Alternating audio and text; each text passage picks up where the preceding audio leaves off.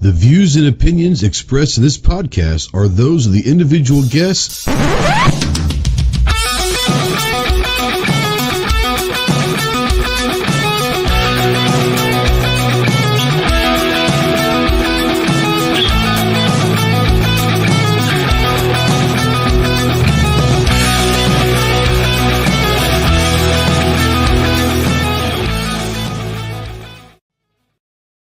What is going on, my Ghost Squad? Welcome to the Armed Citizen Podcast Live. I believe this is episode number 277. Today is Tuesday, January 31st, 2023, the last day of January. God, it's already flown by. A month has already flown by. Holy cow.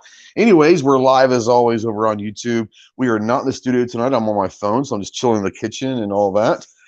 Batching it for the next few weeks. My wife is over in Japan, seeing her family, so we're going to hang out and do it from the phone. Anyways, if you guys are out there, make sure you leave a comment. We don't know that you're out there unless you do.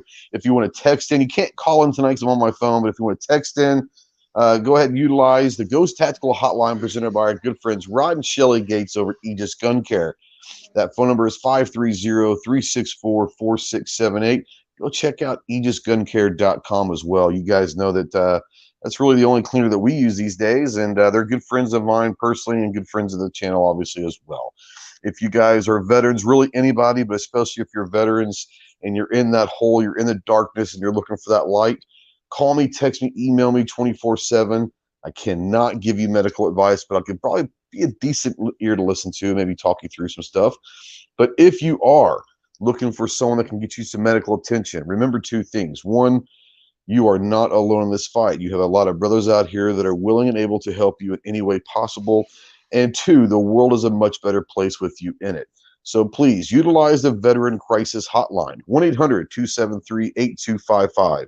Once again, 1-800-273-8255, or dial 9.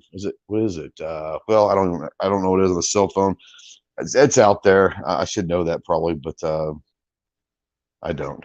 But 1-800-273-8255. We are spotlighting, as always, United States Marine Corps. If you have any questions on what it takes to earn the title United States Marine, check out the website marines.com. And as always, we're a proud member of the Self-Defense Radio Network. Go check out all your favorite pro gun, pro 2A podcasts over at selfdefenseradio.net. And let me get this off of my ugly mug and bring in the crew for the night. We got a smorgasbord of idiots in this place, so I don't really know what to call this, but the idiot crew, maybe. It's all good.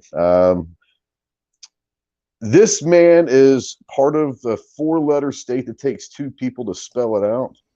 From the weird state of Ohio, we got Chris from the 740. What's up, homie? Not much, man. Thank you for the invite. Yeah, man. Did you get some like addition to the studio with like your name? You literally have your name and lights up there, bro. Yeah, my wife got that for me for my birthday. That's pretty sweet. I don't know if you had that long. I never noticed it before. Yeah, it's been up for a while. Uh-huh. Yeah, since 1st of December. Yeah, I'm not very smart, so I probably just didn't realize it. But it is what it is. Our good buddy out in Arizona.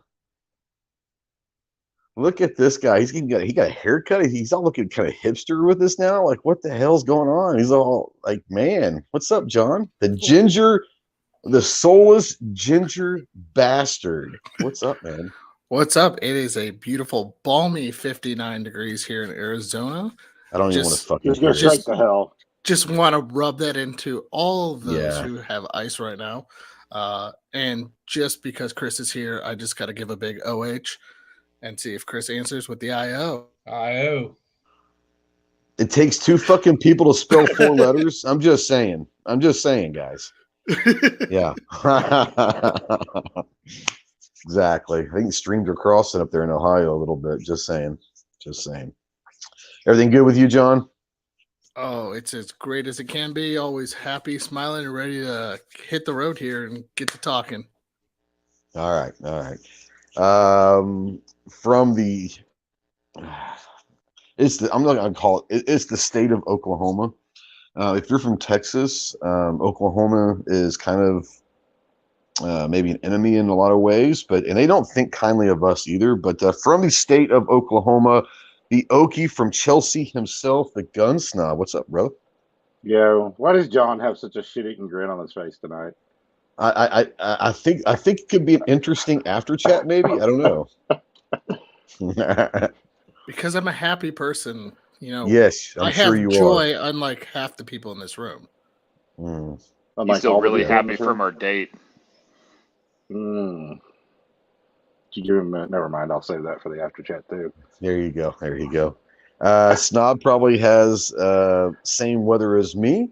We I've got slightly typically the less same ice. weather.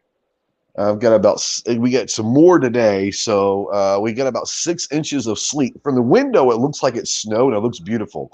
Then you try to walk on it, and if you have a German Shepherd who loves the cold and wants to be outside 24/7, walking up and down. We live on top of a mountain, so it's steep. It's fun. It's been really fun the last couple of days. We got probably a little bit about 6 inches of sleet on the ground right now, and of course it's going to freeze overnight. So yay, we're stranded. So have you Awesome. ever thought about, for walking her, have you ever thought about getting a sled? Well, why would I do that? I would hurt myself. Just sit down and let her pull you. I've actually been wearing golf shoes out there. It actually that works, I guess. It actually works a little bit. The old style, I got some old style that I haven't worn in ever, but they're now my snow and ice shoes. I have my ice shoes and sleet shoes, but they're ones with the metal spikes on there, so they grip all right. They'll be all right. But yeah, I could just throw down like a trash can or something and just let her pull me. But yeah, well, we might try that. Might have to be a video of that if we do that. Just saying. That could be fun. I'm not leaving the house the next 2 days. It's not supposed to get above like freezing until Friday, so I'm screwed. What it is. I'm not even sure. Is that Clover on your damn avatar? Shoot the rainbow, you little bitch. How much did you pay to do that? Somebody changed my fucking name, but other than that. Yeah. I should take the power away from Clover. I don't know. We'll see. From EAA and parts unknown, probably balmy 75 degrees down in Florida, I'm assuming. Asshole. What's going on, Chase? It's like a tropical 69 here right now. It's pretty terrible. A tropical Fuck 69. off. Nice 69. A tropical 69 is. Did you find that on Pornhub somewhere? Don't give away all Be right back. I'm looking that up. Or is that OnlyFans? Is that fudsonly.com? That's on Fuds only. Okay. All right. 10 millimeter Timmy, baby. 10 millimeter Timmy. Just saying. That's gonna be hot. They don't hot. even know. No, don't even know. 10 mil Timmy. That's gonna be 10 mil Timmy. That's Hashtag right. 10 mil Timmy. Just wait. Just wait. You'll all understand eventually. All right. And from the great state of Texas, our quasi weird leprechaun that even though I send him the wrong links, he always seems to show up in this damn place. I don't know how he does it, but it's the magic in him. The magic man. The magic man. The magic in me instead of the music in me? Yeah, apparently. I got magic in me. All right. Right. Anyways. Now you see me, now you don't. Yeah. Do you have a shotgun of the week for us? I gotta say, I was thinking about that. I'm like, I may have talked about the Browning A5 before, but I was talking about like old school stuff. That A5 Wicked Wing at range day. Is that the one that you were waiting on for a while? Because that one guy decided to take like 10 boxes with him to go shoot? No, that was the Synergy Wicked Wing. Browning Synergy. That was the over-under. A5 would be the semi-auto. Okay. Yeah, that guy like literally had like 10 boxes over there. It was like, I know you're probably over there for a half an hour just waiting on that fool. Yeah, they were like, "Oh, you don't want something else?" I'm like, "No, I don't want something." So anyway, they called that one. They called the range cold because they had to restock the clays. Yeah. And he's like, "Yeah, as soon as we come back," and I think he did that on purpose, honestly, just to get that guy off the shotgun because he was on so long. And he's like, "Yeah," he's like, "You got it when you come back." And it was interesting because they got the clays and somebody was walking over there to pick that A5 up, and he walked over there and picked it up in front of him and handed it to me. It's hilarious, but there you go. Yeah. Nice. Let's say hey to everybody out there. Got Big Al was first. Got Buck out there, the tactical FUD. Chris is working double duty. Ozzy's out there. Bark at the Moon. Let's see. Gizzard Gary is out there. What is going on, Gizzard? Chicago Mike, what up, brother? Good to see Chicago Mike. Rich White, the 1%'s out there. What's going on, 1%? Snobs working double duty. Big Face Trucker. Peace. Big Face Trucker. I like that name. Big Face Trucker. Nick's out there, the Millsap Duo. What's going on, brother? Let's see here. I'm probably skipping over some. I'm sorry, I'm on my phone. So Steve's out there with Big Kid. What's up, bro? Screaming Skull Saloon's out there. Mystic says, I walked in and first thing I heard is Pornhub. You never know what you're going to get out here. I'm just saying. You never know what you're going to get. So, Prepper's out there. Prepper's got a link, dude. If you want to jump in, you can. I think I sent him a link. I might not have. Trash Panda's out there. Still one of the greatest names ever is Trash Panda. I love that name. G23's out there. Smeggy's out there. The Tactical Snowman. Marcus is out there. I'm probably missing her. I'm sorry if I miss you guys. Like I said, I'm scrolling with my middle finger. Anyway, so you guys, I don't know if you've heard, but kind of stranded at the house a little bit. We've got probably, I would guess, 5-6 inches of sleet, which looks like snow from the window. It looks nice and fun, but it ain't. Can't go anywhere. I live on top of the mountain, so just getting out of my driveway, it's frozen. So meanwhile, in other parts of the world, your wife is on an island. My wife is on an island. I just talked to her a couple hours ago. It's like, I guess it's what, 10 o'clock in the morning right now, 10:15 in the morning over there on Wednesday. But I talked to her a couple hours ago, and it was already like, it's going to be like 70 degrees today and sunny. And literally, her flight took off yesterday morning at 6 o'clock in the morning to get out of here. By 1 o'clock, the sleet had already started. She literally got out of here just in time where she wouldn't have been able to go anywhere. Ro's out there. What's up, Ro? She is in the future. I'm afraid, here's the problem with that. I'm afraid she's not going to come back.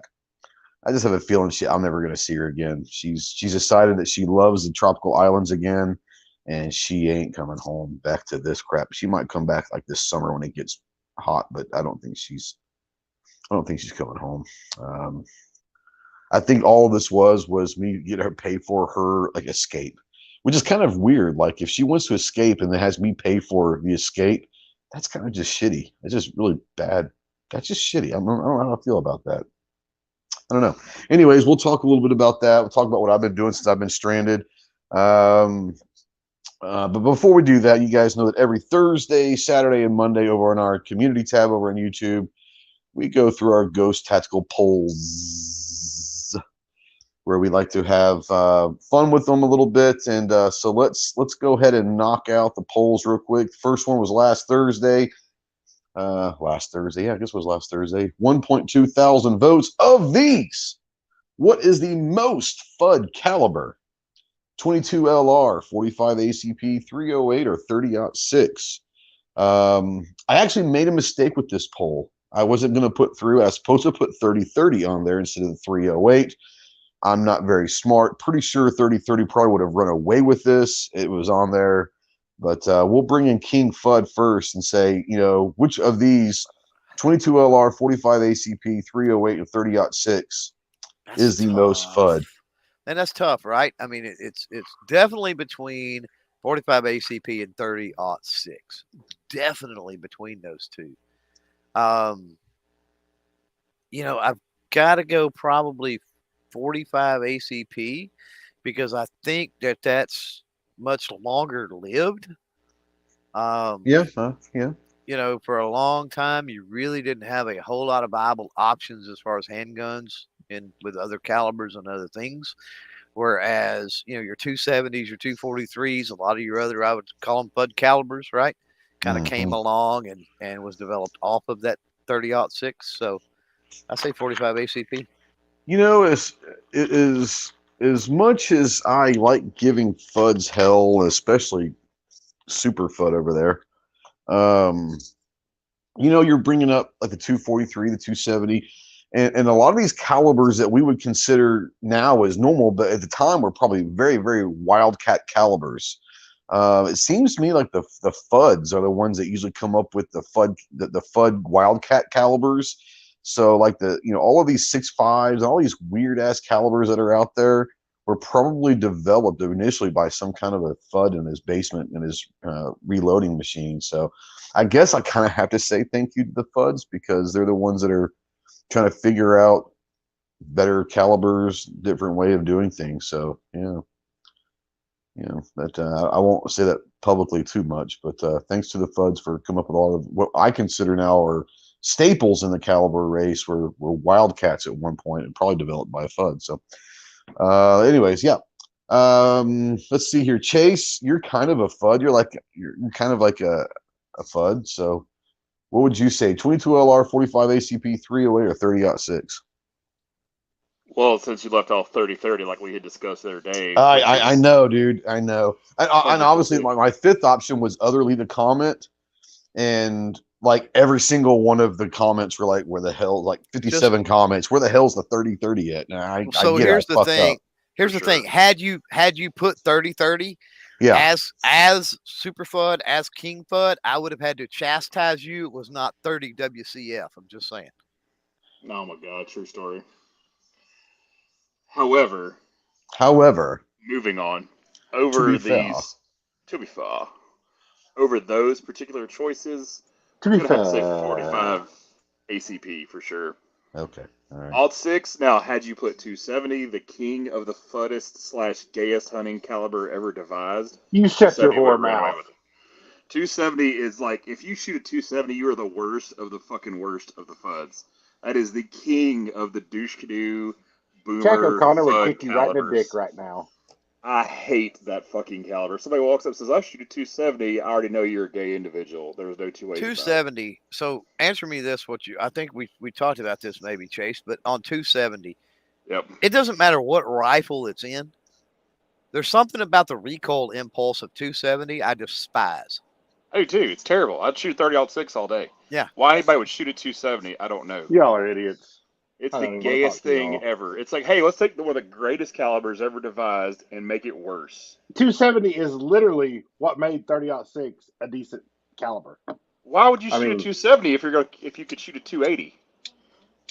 A 280 is great, but the 270 That's what I'm saying. 270 is worse. This right here, folks, if you haven't been to your local gun shop where the old guys hang out and drink coffee in the morning, this is the fucking discussion that happens every goddamn morning at your local gun shop. Running a shop for 10 years. This is correct. 1 billion% what fucking goes on at a gun store for real. And that's the reason I hate 270 with such a passion, is because of those assholes. So our local gun shop, they have, right, you walk in, it's got like 4 like recliners and like a coffee table. And I swear to God, no matter what time of the day you go in there, the same 4 guys have this big ass pot of coffee. They're just chilling in there all day. Like they don't leave like the gun shop. It's pretty cool, but yeah. That's the reason I never had chairs and stools and shit out, because I didn't want those assholes hanging out. Yeah. No. That's what it is. Snob, are you saying the 270 is the biggest FUD? No, the 270 is the greatest rifle caliber of all time.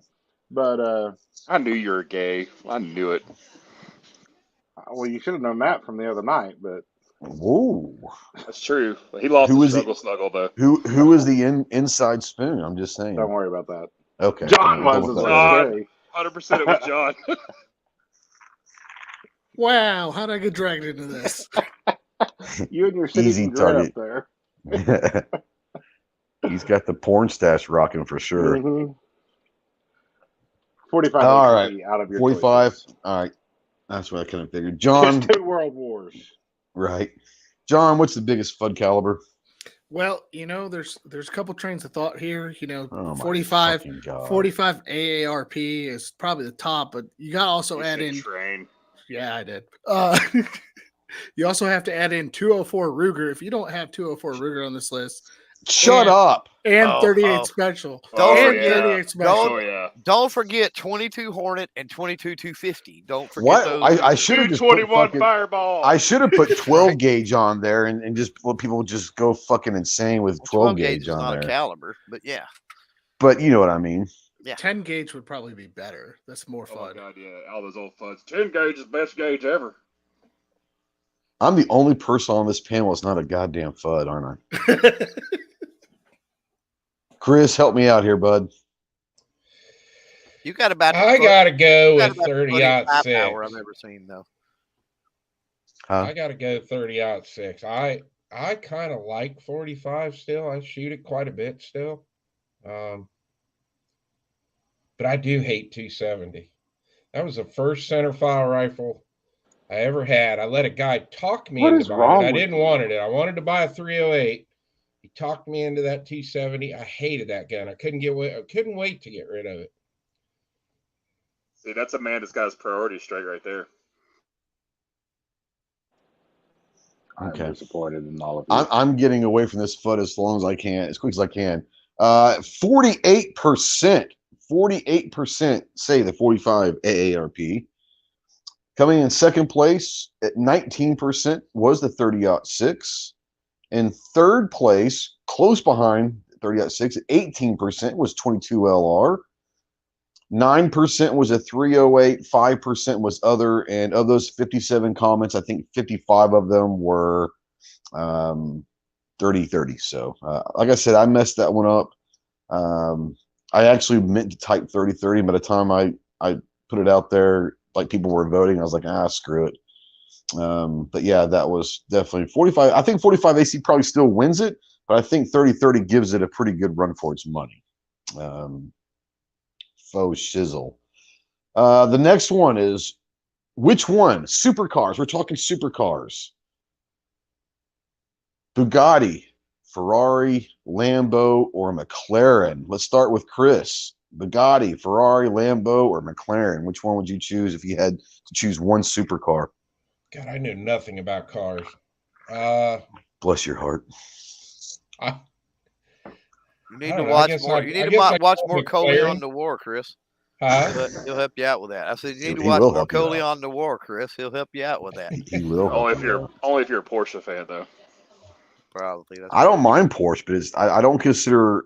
I mean, there are probably a couple models of the Porsche that are supercars, but not really. Like, yeah, I mean, those are still drivable cars on an everyday basis. You know what I'm saying? Well, that could be argued for some of the more modern supercars too, but that's Bugatti. Like, I'm not going to take a Koenigsegg and drive it as a daily driver. You know what I'm saying? No. I'm not going to drive a 1,000 horsepower freaking supercar like as a daily driver because you will never get out of first gear. No, but there are people that daily drive Lambos and Ferraris these days. Yeah, they don't. Not around here. They don't. But no, I get it. I mean, I guess Anyways, but yeah. John, Bugatti, Ferrari, Lambo, McLaren. Well, seeing half of them are Volkswagens, anyways. And Lamborghini fixed Ferrari's transmission issues. True. And you forgot the best one of them all, which is Godzilla. So I guess I'd have to say Lamborghini. I could have put the Maseratis, could have put Koenigsegg. There's about 4 or 5 others, but I think these are the 4 that like most people have probably heard of in the supercar world. Lamborghini, people don't really. So I've been on a freaking like today that we were talking about in the pre-chat. You guys probably have heard of the Cannonball Run. A lot of people don't realize that Cannonball is actually a real thing. Like to this day, people are still trying to break their record and set new records on a lot of different things. So I've been going down the Cannonball freaking rabbit hole all day today on YouTube. So I'm stuck at the house. And people forget, like in the original Cannonball Run, like that was literally how Lamborghini pretty much announced the Countach to the world was in Cannonball Run. The first 5 minutes of Cannonball Run was like the Countach, like being chased by the cops. Like the Countach changed like cars.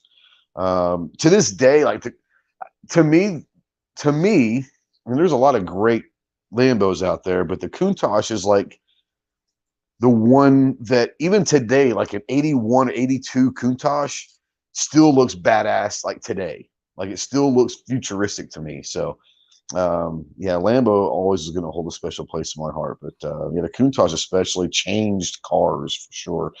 It did what Ferrari was hoping to do. They just did it right. Can we just all agree that Ferrari pissed so many people off that they just made better cars than them. Like they pissed off Ford and they pissed off Lamborghini, and they both made better cars than them. All right, now hold on. Are you saying the GT is better than let's say like a Testarossa? Yes. Okay, I'll give you that one. But the modern Ferraris. Oh, the Testarossa was terrible, and I'm a Ferrari. The Testarossa was terrible. But there's some really good Ferraris that I wouldn't. The GT couldn't hold a candle to. Now let's piss off everybody right now and all the the FUDs of the car world. The new Corvette is nothing but a American ripoff of a Ferrari 458. There you go. Flat plane crank V8. This is true. Literally, like what the guys you were talking about earlier, like on VinWiki, if you watch them, they actually have a video side by side. They start taking a 458 apart and a new Vet apart, and you can see how much they copied that car. I like the GT technology. I do enjoy the GT. It's a great car, but Should we piss more people off and just say the new Supra is basically a BMW Z4? It is a Z4. It's a Z4. No, that's actually what it's a collaboration. That's all it was. The Supra took the BMW engine, and it is basically the cousin of the Z4. Not my Z4, mine's a little bit older, but yeah, that the Supra today, like if you go to like a BMW club or something, there's going to be a bunch of Supras, and they're like welcome, like okay, all right, come on in.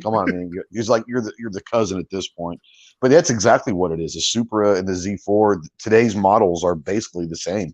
Just depends on which emblem you want on there, Pretty cool. That Supra's pretty badass. I'm not gonna lie, that motherfucker will run. All right, Clove, Ford, Chevy, or Dodge? And I know you're going to pick Ford. So I know you're a big Ford guy. What do you think about the GT in comparison to a lot of these supercars? Being a Ford guy that you are, man, they're nice. I think for the money, I think it's hard to go wrong for sure, right? Sure, yeah. I think for the money, yeah. And then you start comparing to like a Vet or something, and it's almost. I would take a GT 100% over a Vet. It's just the new Vets are not impressive, and I'm not a huge car guy, but the new Vets are just not. They haven't been for quite a few years. They haven't been impressive. I had an uncle that owned an 02 or an 03, and then I think he owned like an 05 or 06. So I've had the opportunity to drive some of those, and I'm like, I mean, are they cool? Yeah, they're cool, sure. But if you're going to spend that much on something, I don't know. I mean, the Ford GT is $500,000. There's one sitting down the street at the Ford dealership. They want $500,000 for it. I mean, it's almost the price of a Lamborghini. Yeah. But it doesn't ride as good. It doesn't. It's a Ford. I don't. Well, the problem with the GT is the GT is a phenomenal car. I'm not going to knock the engineering behind the car, but it is a track-made car that was adapted for the road. Yep. One, the average person can't drive it or enjoy it, and it's going to beat the ever-living shit out of you because you're bolted directly to the chassis. Yep. And it's like the average dude who goes out and buys a Porsche 911 GT3 RS and then bitches about the ride quality. Well, this isn't like the Porsche I had before. Well, no, it's a track car, dumbass. Right. That's the problem with the supercars these days is they fall into one of two categories. They're a street car trying to be a race car, or they're a race car trying to be a street car. And that's just the problem is I think that's where like the McLarens and the Bugattis. Like I'm going to pick Lamborghini all day. I've always loved Lamborghini. I think they're just great. But the McLarens and the Bugattis of the world, they're supercars that were built to be supercars. They don't have the long racing, or they're not trying to be a race car. The Bugattis and McLarens of the world build in the Koenigsegg, supercars to be supercars. And that maybe I don't know. Well, the Koenigsegg and the McLaren, and my choice off that would probably be the McLaren off of the list. Yeah. Those two, specifically in my mind, they really push that envelope, if not cross over into hypercars. You know what I'm saying? No. The Koenigsegg's are definitely hypercars at this point. Yeah. I mean, they're 100%. You start talking about 1,000 horsepower. The new Koenigsegg that I just saw about 3 or 4 months ago. I don't know if they're out yet or not, or they just came out. They're electric, and those things are stupid. Like electric or electric assist? The one that I saw was all electric, and okay. it's now, like I said, I don't know if this one's out yet, or this one might have been like a concept car. But the Koenigsegg that I saw a little thing on, about a 20-minute little thing, this was all electric, and that freaker was unbelievable. Man, electric is, you're zero gear lag. I mean, it's like electric in anything is just pretty amazing. Yeah, I was watching yesterday. I don't like Jay Leno at all, but I like Jay Leno's Garage, the show. Jay Leno's Garage. He's got a shit ton of cars, but he does some cool stuff. And I came across one yesterday. I think I was telling Clover about it. I might have been telling Chase about it yesterday a little bit. And I didn't know there was a thing it was an episode with Biden. And I was like, but then again, I saw it. And I was like, oh, hold on a second. Because Leno rolled up in a 1978 Chevy pickup that had been retrofitted. They took out the combustible engine completely and put electric motors in it. And it had 650 horsepower equivalent in an electric. And that thing went to like 0 and 60 in like 2.8 seconds. It was just like freaking, it's the shell on the body of a 78 Chevy pickup. Like you roll up to someone at a stoplight in a 78 Chevy pickup and you don't know what's under that hood, like that thing is getting ready to smoke your ass. Like there are some cool things about electric vehicles as far as like the speed ratios, And especially if you pulled up beside somebody in that and like they didn't hear the exhaust or Chevy camlope or anything like that, they would think it was just a stock with a muffler, classic redone pickup. And then you stomp on it. Look at Pawpaw's truck. I'm about to eat his lunch. Yeah. Now, Mike out there, Chicago Mike says Ford Shelby versus Dodge Charger. People forget that Shelby made a Charger too back in the 80s. Yeah, Shelby. So I'm going to go with a Shelby Cobra and say, fuck all y'all. Anything Shelby. Do you remember the we were looking one time. Do you remember we were talking about high school rides and that sort of stuff? Yeah. Do you remember the Dodge Daytona Shelby edition that had been converted to rear wheel drive by Shelby and it was all autographed and everything else? I don't remember that. I don't remember the Daytona Shelby. That's probably pretty badass. It was a sweet ride, man. It's like, holy crap.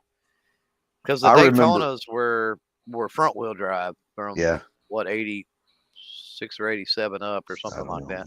I'm not a huge Dodge guy, but I will say this. What's the name of that? Counting Cars. It was a great show over on History Channel. I don't know if it's still on or not, but I used to love it. And so Danny gets a call from this guy, asked him to come over to these storage units. This is probably 5 or 6 years ago. It was amazing. And this guy had been given this guy had been doing work for this person and couldn't pay, so he gave him like the storage room. And he opened it up, and there's a Shelby engine in there. No shell, no nothing, but a Shelby engine. It was like serial number like 13 or something like that. And he just wanted to know one, if it was real, and two, if it was, how much is it worth? And Danny is like, before I answer that question, will you take $500,000 right now for it? And the guy's like, that means it's real, so no, it was real, and he said it was probably $1.5 million to $2 million engine because it was an original Shelby engine sitting on a fucking pallet in Vegas. And it's like that dude just hit the gold mine. Like he literally hit the gold mine and had no. I mean, let's say the guy owed him $10,000 for his job or whatever, and he just got a $1.5+ million engine just sitting on a pallet there. It's awesome.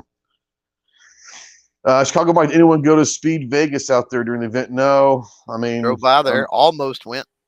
Yeah, did not. We were not dressed. We figured that we drove by there and we considered it, but that's when we had first like rolled into Vegas. So we you were were rolling like, with Crocs and pajamas. Oh, Crocs and like sweats and stuff. And we were like, crap, we roll up in there wanting to like drive supercars and this crap, and they're going to tell us to get lost. Like, they're not even going to let us. I guarantee you, if you have money, they will not tell you to get lost. I promise you that. That's possible, but we didn't have a lot of money, so. I want to see a hill toe and Crocs. That'll be fun. Actually, what I wanted to do is I wanted to just take the Kia and get it out there on the little track. That's what I kind of wanted to do. Like, I'd have been okay with that. They would they wouldn't let you do it on days at their track that they have their cars, and it's just like you can go to any like racetrack, and there are days they have set out, and you have to pay like 20, 25, maybe $50, whatever. It's like $50 a lap. I mean, you can pay $100 and go 2 laps on a freaking track somewhere. So I'm sure they had days, that or times throughout the day, like before 10 o'clock each day or whatever. You can take your own cars out there and try to get times on it. Pretty cool. Yeah, I wouldn't mind doing that someday. It'd be kind of fun. Chicago Mike says, and I didn't know how much it was. He says $300 for 5 laps. See, that's not bad. So that's really not that bad. We didn't have that to spend, so I'm glad we didn't. No, I get that, but I mean, if you're going out there with the intent of doing that, yeah, you already know the $300 for 5 laps. That ain't bad at all. Take your own car out there. We did it a few years ago. It's the podium package was $800, and you got 5 laps in 3 different cars. So we had we had a 458, a Huracan, and a 911 GT3. Hey, are you using like earbuds or something? Yeah. Are they plugged in or Bluetooth? Yeah, they're Bluetooth. Yeah, I'm getting. I don't know. Maybe it's just me. Screen. It sounds like it's pretty staticky around. I don't know if it's just me or not. No, I'm getting static from it. Okay. What about now? Yeah, it's still there. Hey, let's see what's up. Maybe just disconnect and reconnect them. All right, while he's going there, let's go snob. Bugatti, Ferrari, Lambo, or McLaren if you had a choice. I'm not a girl, and I'm also a big guy. I'm going with the Hennessy Mammoth if I'm spending $500,000 on a car. Wow, you pulled that out of your ass, didn't you? Mm-hmm. You had to go Google that motherfucker, exactly didn't you? what it was. I was going to say, you had to go Google that thing. I knew you did. I knew what it was. I just couldn't remember what it was called. It's the TRX 6x6 with a Elephant engine. I'll tell you, I don't know how much the guy spent on it. It probably, it's not $500,000, but I bet he's probably spent an easy $250,000 on it. The base model of it was 6 figures. It was the Raptor. But like he took a Raptor and like just modded it to hell, tuned everything. That thing will fly. That would be a kind of a cool, like if you're a guy that doesn't like the supercar, but you want a fast ass vehicle that was badass, go get yourself a Raptor and mod it up. You could probably be in it for about $250,000 and save some money, but still be a badass thing. But I could see snobbing a Raptor all fixed up. Don't you have a Raptor? I have a Rebel. I'm poor. I can't afford no Raptor. Oh, okay. I thought you had a Raptor for some reason. Buck out there says they have a track in Tulsa. Yeah, and that's free. Matter of fact, that's pretty sweet right there. I'm just saying. That's pretty nice. Mm-hmm. As a matter of fact, this is probably 3 or 4 or 5 years ago. I wish we would have taken video of it, but we witnessed G-Webs in the van and someone racing on the track there in Tulsa. It's a dirt track. I don't remember who he was racing. Clover, you remember that? It was me. It was Mr. Wright, and it was G-Webs, and we were all. It was Mr. Wright. I didn't see you. I just saw Mr. Wright's pick. He had like a pickup and G in the van. No, it weren't. Is it you? Was it you? Was it you? Yeah. Okay, well, I didn't see you. It was me and Mr. Wright. You were riding with me, dude. Well, I was watching the race, so if I was riding with you, then you obviously were not involved in the race, or you were way in the back. I'm not sure. Well, I don't know about way in the back, but I was definitely, I was definitely behind. Yeah. Yeah. But yeah, that was kind of funny. But yeah, they do have a track in Tulsa. It was too fun watching, Yeah, it was pretty fun. I'm not gonna lie. Yeah, it was pretty fun. But that's a horse track, so. Yeah, it's all good. It was dark. Works for trucks too. Yeah, it was dark, and it also works for panel bands. Just saying. This is true. Let's see. This was actually one of the closest polls we've ever had ever. In first place with 27% is the McLaren. Second place with 26% is Ferrari. Bugatti comes in third place at 25%, and Lambo comes in dead ass last at 22%. They're all right there. It's basically 25. Right, it was all split. Basically, almost a four-way tie. Yeah, 100%. Yeah. All right, last one. Which one? Barbecue, chicken, pork chop, or steak? Chris, I'm going to start with you. Steak. Steak. John? All day. Okay, go ahead. What's that? All day? Yep. John? If he's still in here, Mr. Big Kid's barbecue. Oh, quit kissing his ass. It's so freaking good, though. I got barbecue that's probably better than his. Just saying. I know a place. I know a place. He's a master. Well, I've had some pretty good. I've had some pretty good barbecue over my life. Some of the best barbecue I've ever had is in Vegas. Just saying. Oh, no, absolutely. 100%. It'll change your life. It'll change your life. Next year, John, we'll take you to our secret spot. If he goes to shot. Yeah. Wow. How do we mute him? How do we mute him and kick him out of here? The problem is I can't kick him out because he has power on his thing, so where he can bring himself right back in. Fucking start calling him He-Man or something. Right. By the power of Grayskull.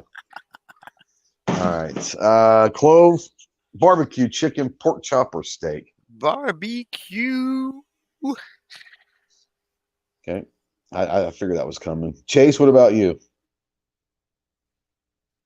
Steak. That's my man. Follow closely about barbecue. Snob? Steak, of course, but I'm fine with anything that's beef. Yeah, see, here's the thing. Like, when I moved to Arkansas, like, I did not realize when people say barbecue, it's assumed that it's pulled pork. I grew up in a place where you say barbecue meant brisket. And so, like, they're like, hey, let's go to this barbecue place. I was like, yeah, let's go for some barbecue and all that. And everyone's ordered pulled pork. And I'm like, I had had pulled pork in my life, but not much. And I was like, what's up with this pulled pork thing? You know, it's, oh, you got to try it. It's awesome. So if you're talking brisket barbecue, I'm in. I don't dislike pulled pork, but like a pulled pork sandwich doesn't do anything for me. Now, the pulled pork in Vegas, we can have a discussion on that. But yeah, I'm not a huge like pulled pork sandwich guy. But you give me a brisket, I'll be down. For me, it's definitely steak. What's up? You could almost put anything on top of waffle fries and macaroni and cheese, and it'd be good. This is true. Just saying. Pretty good. Yeah, faux shizzle. Yeah, for me, it's steak for sure. Probably followed by pork chop. I love a good pork chop for sure. 60% were correct when they said steak. 22% said barbecue. 15% said chicken. And 3% said pork chop. I'm guessing that most people haven't had a good pork chop that's cooked right, seasoned right. A good pork chop is phenomenal, but it is hard. It is hard to cook and get the temperature right on a pork chop. It's either going to be too many people overcook pork chop. It dries out, man, rough. And we're talking are timid yeah. about undercooking pork. They're timid about that, and so they tend to overcook it. Yeah. Here's the thing about pork: 15 seconds, literally 15 seconds, could be the difference of being great and being horrible in either direction. Yep. You know. Yep. So if anybody wants to try like a good pork chop, go order a bone-in Cheshire pork chop. Pan sear that shit in cast iron and thank me later. So if you're out there and you want to cook your own pork chop, this is my tip. I'm not a chef by any means, but I do cook a lot of stuff on grills and steaks and pork chops and all that. a good pork chop needs to be about 165 to 168 degrees. So what I would say is if you're going to go cook your own pork chop and you have a meat thermometer, when it gets to about 162 degrees internally, take it off the heat because it will continue to cook a little bit. And if you take it off about 162, 163 degrees off the heat, it'll get to that 165. It needs to be at least 165 to make sure that you don't get the salmonella and all of that. But if you take it off the heat at about 163 and let it sit for a few minutes, it'll get to that 165 to 168 degree. That's what you're talking about. Now, most people are going to have it, like Clover said, it's going to be overdone and dry and almost like jerky. And so if you've never had a pork chop that's done right, man, veal chop, veal chop's kind of the same thing. But you can have a veal chop, medium rare and be just fine with that. It's just pork, not so much. A veal chop. And what's that? And chicken. Yeah, chicken needs to be about 160, 165 degrees as well internally. But yeah, a veal chop, a veal chop that's medium rare, pretty good. Pretty good. So. I might change your life a little bit. Pork chop in the air fryer is delicious. See, I would never do that to a good pork chop. I've got an air fryer and I haven't tried it. I hear what you're saying. It sounds like it on the outside. It's crispy on the outside and juicy in the center. It's good. I might have to do like a cheap pork chop just to try it out before I throw a good one. Now, how do you prepare it, John? Little onion salt, little garlic salt. Just put it into the air fryer. Any pepper? Olive oil on it. Pepper. I would say, well, I use avocado oil, which is about the same thing, but I like an avocado oil better than an olive oil. Well, the air fryer, I find you have to get any kind of crispy, you have to put some type of oil on it. I just spray it down with stuff. Oh, that'll work too. That's like Pam spray. Yeah. No, Huh.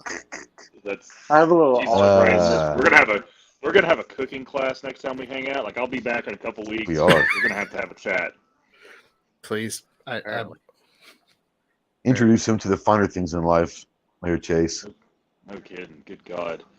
Like, take a good bone-in chop, coat it in some oil, Cajun season. That's what I was going to say. With my pork chops, I will go with Tony Chachere's. That's a really good one to put on a pork chop. Yeah. The Blackstone brand Cajun seasoning has been one of the best I have found. Like, it's off the shelf somewhere. Stuff is delicious, especially if you like. I haven't used it. I've always used Tony's, but I probably need to go try that. But I've always used Tony's. I'm a big Slap Your Mama fan too. Slap Your Mama's pretty good. Yeah, that's good stuff. There's a regional grocery store chain here. My wife doesn't like this seasoning, but for pork I do. It's called Cineful. And it's got a little bit of brown sugar element to it. Ooh, that could be interesting. Brown sugar and pork goes really well together. Yeah, for pork, a little bit of brown sugar makes all the difference. It does. Pork, like all the difference. Chicago Mike, are you going NRAM? Indeed, I am. I think pretty much everyone here will be at NRAM, if I'm not mistaken. Snob, you going? Yep. I know, Chris. Chris probably got the shortest drive of anyone. He's not too far. Yeah, it's 4.5 hours for me. It's about 8 hours. It's about 8 hours for me. John, I'm assuming you'll be there. We'll see. One way or another. One way or another, I'll be there. One way or another. Yeah. Chase. I'm just gonna start calling Chase. He is the new director of shows and events. He's everywhere. I'm the CEO. By the way, for those out there that have been kind of following what's happened, Paul is back home. Not only is he out of the hospital, but he flew back a few days ago, still sore, still tired. Keith has not made him come back to work. I think he starts, Monday? He's making him come back to work Monday? Yeah, we got him a scooter. And we put all the sharp objects in his red room and painted up. We wrapped it in bubble wrap so he can't hurt himself. The bubble wrap room. That's awesome. Chicago Mike's, I can't wait to meet all you guys. You got to get him a stuffed tiger to carry around with him. That way he can just own that story. Oh my God! Oh, a I Liberace scarf. We got 100%. I can make that happen. I can make that happen. Yeah, yeah. I could Amazon the shit out of a Liberace outfit. Yep. 100%. We'll make sure that if Paul does end up going, which I don't think he should in Ram, but if he does end up going, we will definitely. You know what we should do if he doesn't go? We should bring like a mannequin and dress it up as Liberace and have a tiger sitting next to it. I think and just take it, have it in the booth. Get him a pass. Go ahead and get a pass with his name on it and hanging around the mannequin's neck. Paul. Oh yeah, 100%. I can tell you, if he doesn't go to the show, he'll be there in some shape or fashion. Nice. If I don't have to get a blow-up doll, if I have to get a mannequin, whatever. Whoa. Hey, you don't have to get a blow-up doll. Clover's already got one. Oh, there. Oh, there it is. Do that again, Snob. Do that. He said, what? Hey, when next time you do that, though, Snob, remember Sarge is probably out there with his Adobe software. Just saying. Yeah, that's true. That's gonna that very well could be a problem for you down the road. All right. Well, shit. NRAM's coming up. You guys have anything? I was going to talk to Chris about this because have you been to NRAM before? Yeah, I went to the one in Nashville. I think was 16. I think. Okay, but you didn't go as media though, right? No. Okay. So now that you've been to SHOT and you've been to a Wanamaker and you've been to an NRAM, so you kind of know what to expect. But now that you've been to a couple of different other things, including SHOT, is there anything that you're going to take from SHOT and maybe tweak and do differently as a media for NRAM, or are you going to roll the same way? I need to prepare for my interviews a little bit better. Some of them turned out okay. Some of them weren't. Yeah, he didn't even want to talk to me. I see how it is. I didn't want to bother you. Yeah, you look busy to me, so he just looks busy. He does that so that nobody would pretends to be talk busy. To him. Yeah, I am a master of appearing busy at all times. And then he just conveniently hides behind that curtain back there half the show. Yeah, I'm going to try to switch up a couple things this weekend when I'm over at the Great American Outdoor Show. So. Oh, you're going up there too? Yeah, I'm heading over there yourself, bro. Friday morning. How many days are you going to go for that? Just a couple? I'm only going to be able to go Saturday. Okay. Get back because Christian's got school on Monday, and I don't know. I'll see how it goes. I might go over for half a day on Sunday and drive back. It's only 6.5 hours, so. Right. Chicago Mike says, I'm going to be the youngest YouTube you'll meet. I don't mind hanging with old guys. First of all, I don't consider us old. That's just me. John's only 57. Calm down. I'm probably the youngest in this room right now. You're the only one in that room. It's between you and Chase for sure. You probably are younger than Chase. Him. Yeah, you're definitely. I think he's got me by like 3 or 4 years. I think Chase is a year older than or a year younger than me. Yeah. So you're. Mike says he's 27. Oh, dude, he said Mike's 27. Oh man, there'll be younger people than you there for sure.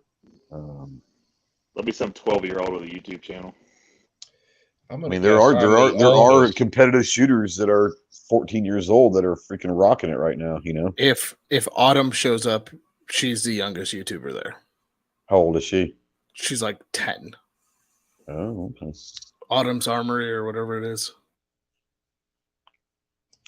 There was someone I think Clover interviewed a few years back doing his junior shooting thing podcast, and it was a girl. I want to say she's probably like 10, 12 years old, and she was a competitive shooter, and she was starting her YouTube video, and obviously her family was going to have to help her with the YouTube stuff and all that, and I just remember thinking, like if I'm 12 years old, the last thing I want to do, or 10 years old, the last thing I want to do is start a YouTube channel up with my dad or mom. Like that's just not something that I'm interested in. But I guess I understand why you almost have to, but like I don't know. I just say, I'm probably not gonna start YouTube. I've got to let mom and dad involved in it. That's the last person I wanted to talk to when I was 12 years old was my mom, so that's what it is. Yeah, but you were a shooting sports kid and had to kind of depend on them for a lot of things anyway. So it's a totally different scenario. I played 7 different sports. So, I mean, yeah, I was dependent upon them driving me around. Yeah, literally, some days I had 3 different games in one day in 3 different sports. It was sometimes. But if you took those sports but I wouldn't, and you replaced the same scenario, just everything was the same, just replace the sport with shooting sports, right? What I'm saying is, I don't know if at 12 years old I want to start a YouTube channel up though. That's what I'm saying. That's the whole point. But YouTube wasn't really a thing when you were coming up. Me neither, right? Well, obviously not. So, the internet didn't exist. Like for a kid nowadays, it's like a more normalized thing. So yeah. Chicago Mike says, I guess you're 50. Did I look old like that? I'm not 50. So I still got a couple years left. Like, do I look like I'm 50? Damn. I mean, do you want to say shut up. I didn't. It was a rhetorical, damn it. Gizzard out there. Damn, he said Glover's about 60. Glover's actually younger than I am. That's hilarious. That fucker's younger than me. Well, I was thinking Gizzard out there said that he had 2 kiddos older than Mike. And I'm trying to do the math, thinking, I think I do too, as a matter of fact. That's bad. Yeah, but Gizzard's 96, so. He's 196. This dude was a freaking classmate of Abraham Lincoln. I'm just saying. He's definitely a septuagenarian in spirit. Now, Steve's out there talking about his 7-year-old wants to start a YouTube channel. He wants to be on my videos. That's one thing of like being on your videos. So like, and this is not talking to anybody out there that's in my chat because I love all of you guys, but there are some weird fuckers on YouTube.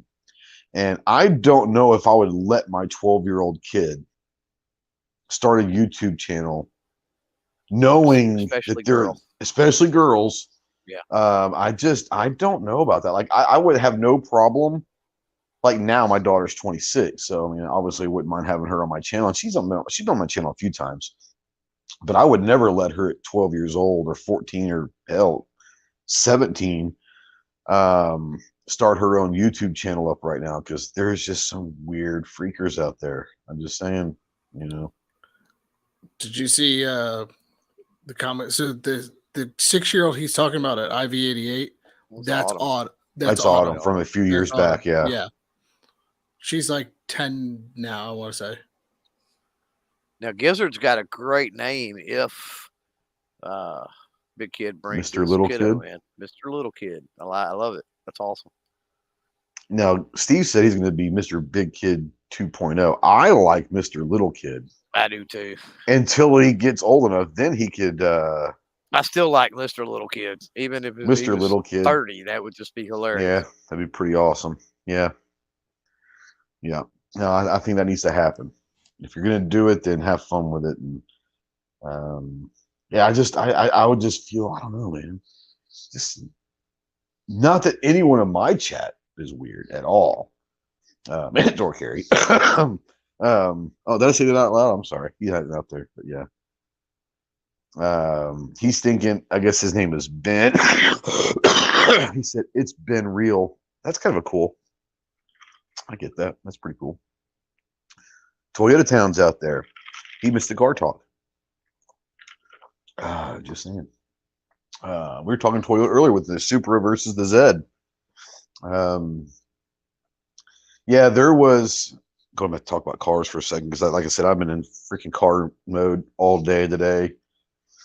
I was watching a video and I don't remember how I got on there, but the rabbit hole just came quickly, man. I was all in, just all in. My dog's probably going, what the hell? I'm by myself. My wife's home in Japan for the next 3 weeks.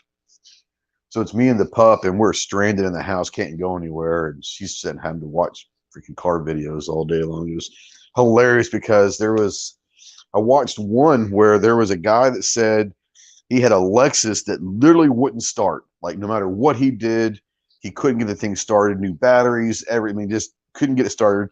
He put a post out there, says, if you can get it started, you can have it for free. So this guy goes over, and he's a Cannonball guy, so he obviously knows what he's doing with cars. He contacts me, he said, is this real? Like, if I get the car to start, like, do I have to drive it or just start? He said, no, if you can get it to start, you can have it for free.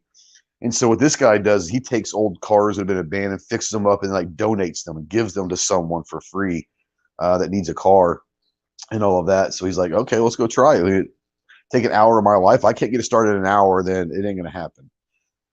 So he goes over and he actually figures out it's the stop pedal key underneath the brake pedal that you have to, like the push button cars now, and to get the thing out of park to reverse whatever, the brake pedal has to be pushed in. Well, it was pushing it, but it wasn't reading as it was being pushed, so it would never start.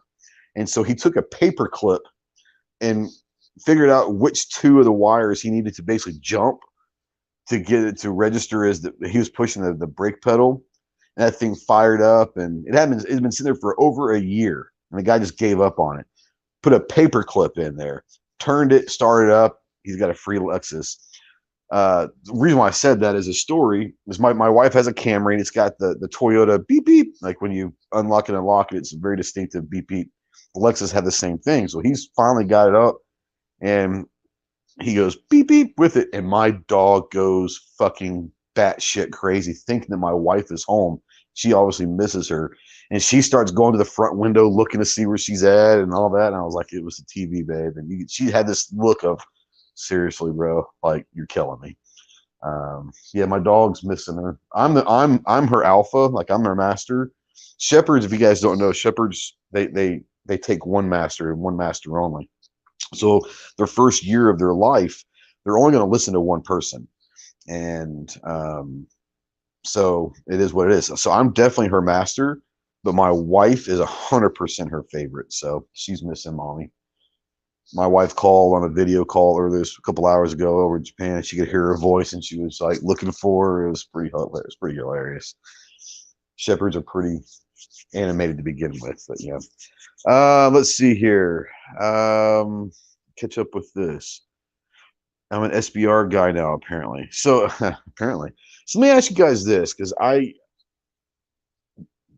SBR world. Let's talk pistol brace shit for a second, and maybe you guys have a better understanding of the ATF giving you a free stamp, basically, but it's for the brace, not necessarily the lower. Is that correct? So let me ask you guys this: if I was to do this and send in 10 or so and make them waste about $2,000 of their money doing my braces, once it's got a tax stamp, is it considered an SBR or not?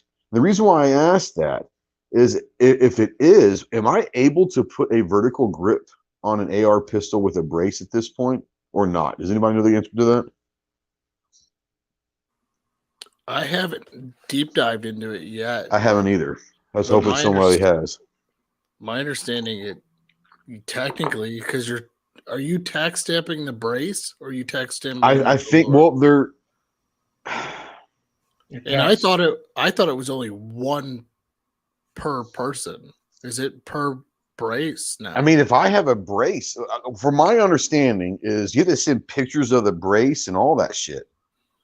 So I think the stamp is going towards the brace. I don't know. It's from what I've read so far. I haven't got through it totally, and I've got a big webinar thing with ATF tomorrow, so I can elaborate more. Very good. But you have to send in the brace picture on the gun to prove that that's what it is. But it's going to. Oh, okay, receiver. It's going to the lower. So they're basically giving you an SBR stamp. Yeah, I mean, once it's an SBR, it's an SBR. So I can put a vertical grip on that. 100. Okay, so that's the thing is. Well, here's my question, even more distinct than that. If I had one pistol brace, and let's say, Snob, hold on real quick. Hold on just a second. Snob, will you send the link to Obi? He might be able to come in and explain it real quick. No, so that guy. the picture thing, the picture thing has always thrown me off. And I to my knowledge, I mean, I don't think anybody has seen the actual Form 1 since like when they made the changes. So is there going to be another classification? And the reason I asked that that's is what why I would they heard want is going to be a pictures? different thing, you know. And if it is like you send in, if you had one brace, and let's say I had 6 things I wanted to SBR, right? I could put that one brace on 6 different things and send 6 different pictures in, right? And then once I get those back, just put a regular stock on them and be done. That's what I'm saying. That's what I'm saying is if this And is if it's not. an SBR, then I'm going to get a free stamp. Right. Like I'm going to put a fucking stock on there, a vertical grip on there, all the stuff that I'm not able. Like I can't put a Riker grip on any of my AR pistols right now because they've classified the Riker grip as a vertical grip, although it's literally on the side of the rifle. But at that point, I could run a Riker and a freaking stock on that lower, basically getting a free stamp. So I mean. I'm not saying I'm going to do it, but if I do, I'm seeing like 10 of those fuckers in. You know what I'm saying? Well, the other thing is if your state does not allow SBRs, they will deny it right then. So if what now? If your state does not allow SBRs. Oh, mine does. I'm in Arkansas, bro. Even the Democrats have guns here. But if you're in a state where the pistol was legal and then you need to SBR it, you're out of luck because they'll deny the form right there. Yeah. That's why I said, is it going to have a separate classification? That's what I was wondering. I didn't know if it was going to be an AO. OB's here. Maybe he knows. Yeah. OB, what you got? My understanding, and I am not a lawyer, but the stamp goes to the whole package as it is right now. Now, according to their website, you can't go buy a brace tomorrow since it's been published to the register to whatever braces you have on rifles right now. Now there's really is that brace married to that lower at this point? Like if you send that in, will that brace be married to that lower? Until you get your stamp back, and then you can put a stock on it. Okay. Once you have the stamp, it's an SBR, and all SBRs rules apply. Absolutely. That was what I was saying. I wasn't sure if it was actually that was my whole question. I didn't know if it was going to be classified as an actual SBR or if they come up with some new weird thing for the brace. No. Now, theoretically, you could do, like Clover said, you could have one brace and you could put it on 6 different pistols and get 6 different SBRs. Right. But there's no way for them to verify that that's the same brace or it's because it's not serialized, unless it has some kind of, if you've got a big old paint mark on it or some kind of scratch or something on it that's going to be identifiable as the same brace, then you're asking for trouble. But right now, supposedly, it was when everything got published to the register. So anything that you have right now with the brace on it is eligible. You can't get a new brace today or tomorrow and put it on it. Now it also, I said in my video, I don't know because it's not really clear. It says something about taking the brace off, destroying the brace, and making sure it's not able to be put back on a rifle. I don't know if that means you have to modify the rifle so it can no longer accept a brace, or I'm sorry, or you just have to destroy the brace. Yeah. Well, you have to destroy the brace, and you're going to have evidence that you destroyed the brace. Otherwise, they're going to tear your house apart looking for it. And I don't know if that means that you have to, like, I've got the PC Charger and I've got the Scorpion that both have braces on. Mm-hmm. Well, the PC Charger takes the 1913 on the back. The Scorpion, it's over the thing. I don't know if you're going to have to modify that so they'll never be able to accept another brace. Right. Or what? And you can sell the brace because the ATF has said they don't regulate braces. Right. Yeah. Even though, right now they're regulating braces. I don't think this is going to happen. I think it's a mess, man. Yeah, it's not going to happen. But this is just where I was thinking because, like, at this point, that was my question. If it's going to be an SBR, then I could throw a stock on there and a freaking vertical grip on that lower, Once you get your tax stamp back. Right. Once I get my stamp back, yeah. Now, here's a problem. It's like Big Kid said. This one is requiring pictures. So here's my issue with this. This is probably why I would never do that, is I had to send a picture in, which you don't have to for an SBR. That said, they can deny this if they wanted to. So I get what people are saying. Like, I'd almost go ahead and spend the $200 at least for maybe one or two of them, just to go ahead and get those like legit Form 1 SBR, and I've had to send pictures in, because I wonder how many of these will be denied like just immediately, you know? Every one of them that comes from a state that has no NFA items. I haven't seen over the years. I haven't seen a lot of denials on NFA that it wasn't, clerical error, paperwork, or like there's some type of legit reason. And I'm not saying it doesn't happen. I'm just saying over the years with working with multiple gun shops and stuff, I haven't seen a big issue with denials at the NFA level. Most people, their ducks are in their row and everything else. And at the end of the day, let's be quite honest, the ATF is putting those people on a freaking list and those firearms on a list. So, why wouldn't they approve them? No, if you've got a suppressor or something on the way, you're already on the NFA list. So right. I mean, but it's extra items they have cataloged. You feel what I'm saying? I understand. I'm completely against this, but like I said, no, I'm against it too. But I'm saying if they're going to give me free freaking stamps, basically, like, I'd have to at least consider this, right? I mean, I have to at least consider this. Well, I'm on video with my braced pistols. Same here. Yeah, I use mine all the time. I'm on video with my braced pistols. So if it ever comes down to it, there's actually, even if I delete those videos, there's still the Wayback Machine. There's, who knows who's put them on a different site or something. There's no way for me to track all those down and see if this is true. Get those off. So, and you would have to like make a video of yourself destroying them or something. Exactly. I'm in the same. Yeah, I'm in the same boat. Go ahead. No, I was just saying, I'm in the same boat. I got tons of videos with my pistols. So. Yep. And then I want to know, like, I don't know, what am I going to do with like my MCK kits? I have 2 of those. I love those things. Those are SBRs now. Yeah. So I got those to worry about too. The only silver lining to this is, unlike the bump stock issue, is more people care about braces than cared about bump stock. Yes, 100%. So therefore, it will get tied up in courts for years to come. I'm certain. Well, yeah, but we're what 3 or 4 years into the bump stock thing, and we finally got one court that said that was unconstitutional. Like I said, more people care about this, so more people will pay attention. And it's also a lot more. It's also a lot more nuanced. I mean, there's a lot more ambiguity to it. It's a much messier situation than a bump stock. Well, and two things have happened. Configurations and all. Yeah, well, they already had to jump in and amend their stuff before it went to the register today because of all the ADA compliance issues anyway. Yeah. So if you're a disabled person by any government agency that says you're disabled, that automatically overrides this, and you can keep a brace. Yep. Which makes 0 sense, because that didn't happen in the 86 machine gun registry when you had an amnesty period. Going, well, you got a bum leg, but you can keep your machine gun because you're disabled. Yeah, if they offer it's all going to be fought. And I always thought that if they offered amnesty, that it opened the entire NFA. Like, that's the way it had to be done legally. That's why they haven't legally called this an amnesty registration period, because if that's going to I'll fucking register every lower I've got, like everybody else will. Yep. And that's exactly why they will not open this as an amnesty period. Yeah, register everything as a machine gun, and you're good. Snob, you want to send a link to Sarge if you can?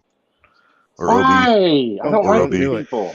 No, he says if he has a link, maybe he can bring some other stuff. Now I will say this. This is probably true, so fuck him. Buck says after 88 days it's an automatic denial. I heard that as well. And how many are going to be sent in? Millions. So there's no way it's going to take less than 88 days. I think that's going to be an issue. I think they're going to run into handle all this. They can't handle it. There's no possible way. They can't handle suppressors now. Yeah, it's not 88 days from start to finish. It's 88 days from receipt. So they're going to be able to know whether it's electronic or it's a postage. But what I'm saying to you is if they don't want to, all they got to do is just sit on it, and it's automatically denied. I'll say, from somebody who has to use the e-form systems daily, there is no way. It's already causing the system to lag already. And they've had to add all these extra features. There's a lot of extra stuff they've added just for this. They have a whole new tabs just to try to handle this madness. Yeah. And the system is going to crash, and they know it. And that just helps push the issue even further. Yeah. Terrell would just crash the whole ATF at the process. Well, it will. Well, I mean, the best thing that could possibly happen to this country is the ATF just goes away. We can hope the servers catch on fire. They're actually housed in the building, right? Well, they'd love that because then there'd be no Nick's check and they couldn't sell it. Nobody could sell anything.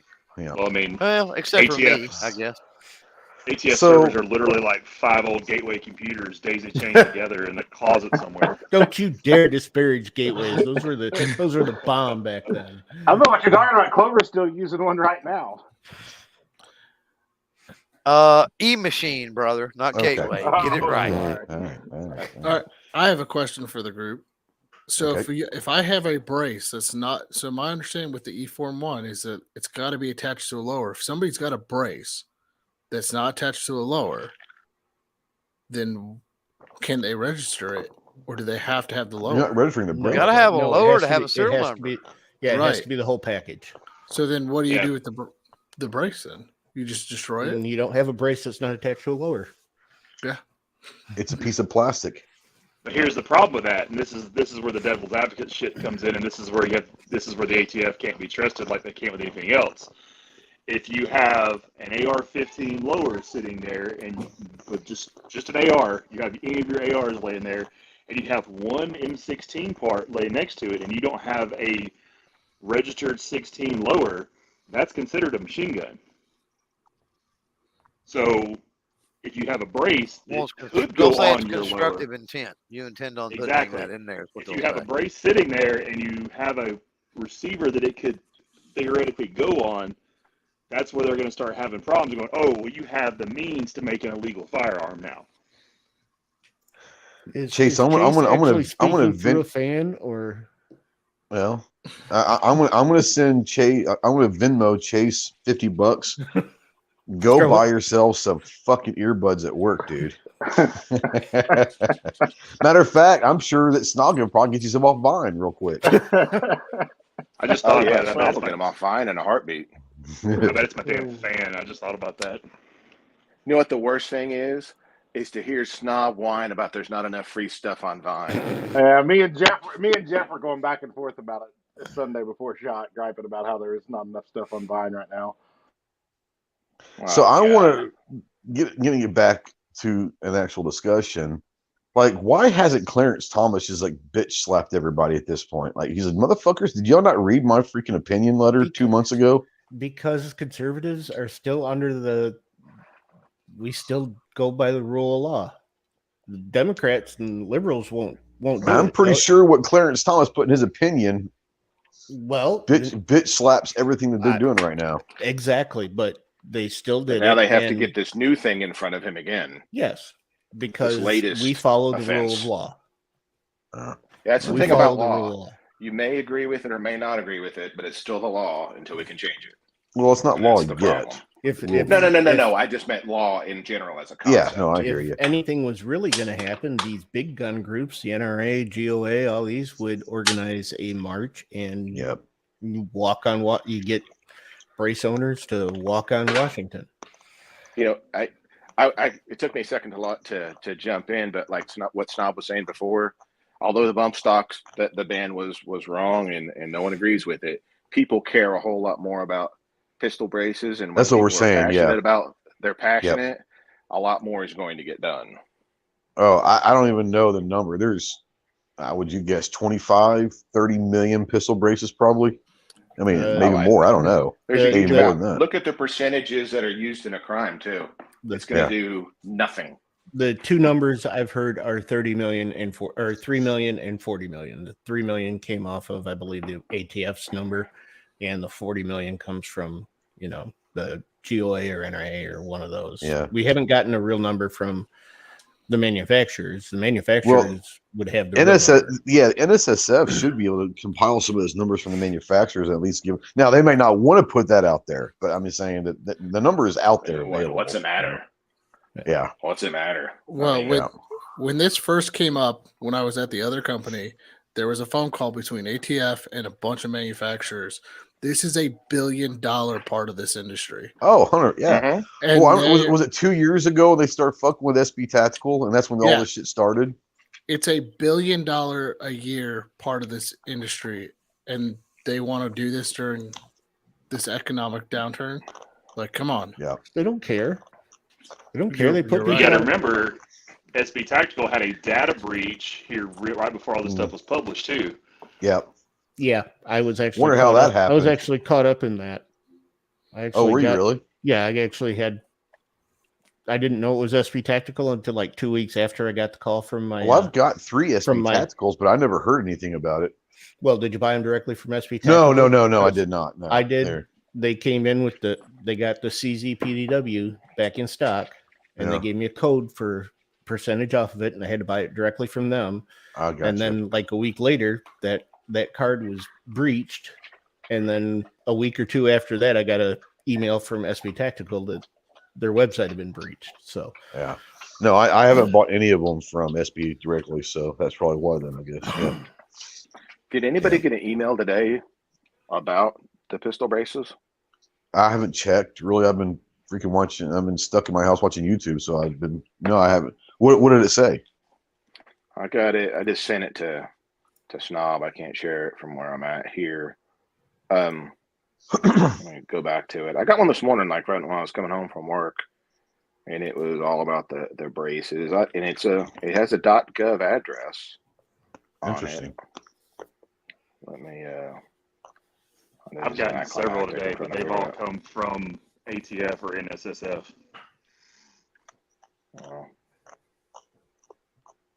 Anyway, I'm sorry. I'm looking for it, but it was I was sending. Actually, I can just text it to you. Oh, here it is. Yeah, it's from the Federal Register subscriptions, and I clicked on the address. That's interesting. And it's a .gov address, which. Well, that's probably if you when you go in and look at a registration thing, and you like hit that subscribe to keep you updated. That's probably what that is. Like anytime there's an update on that, it's from leaving a comment. I may have because done you have to that. put your or leaving a address comment. in, You're in the registry. Yeah. If you did any that makes comment sense. period stuff, and I guarantee you, I used an email address that's my junk email address. I didn't use my real one, so that's probably why I don't know if I got one or not. Yeah, I've got several email addresses that I use specifically for stuff like that. So, yeah. Yeah, it's just well, like I said, stuff like that. FUDs only subscriptions, all sorts of stuff. 10 mil, Timmy, man. Just saying.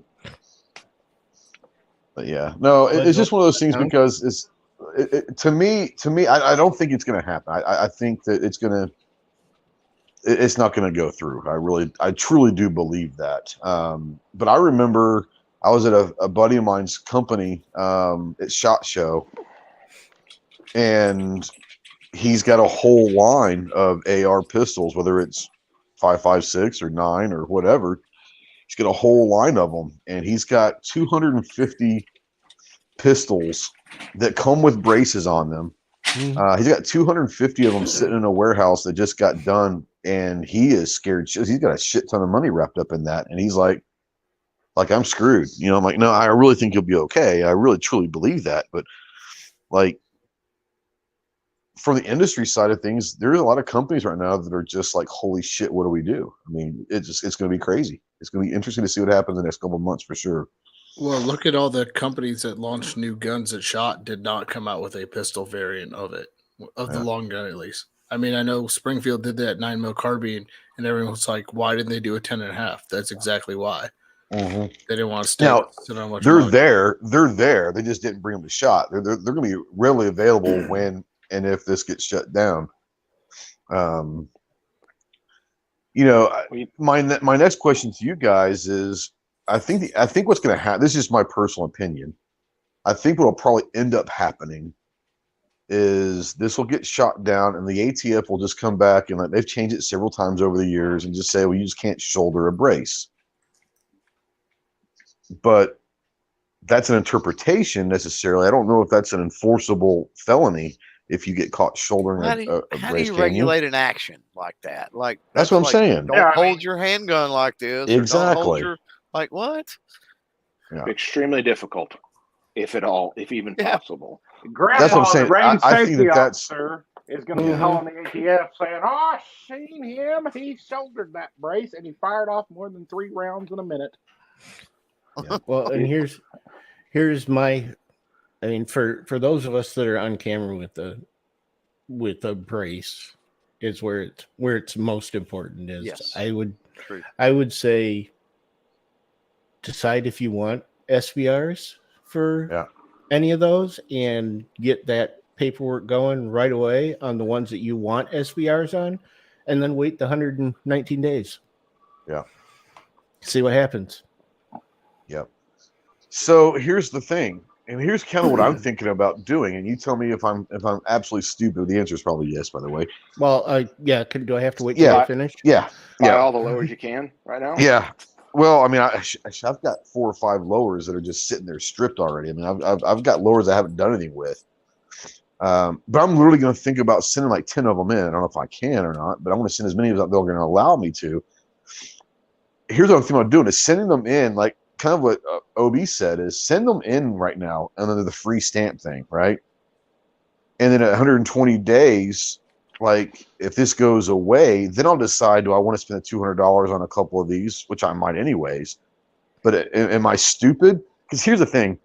I know that people are going to sit there and say, well, this involves a picture. Dude, we're already all on. I know that I'm on lists. I know that I'm on lists.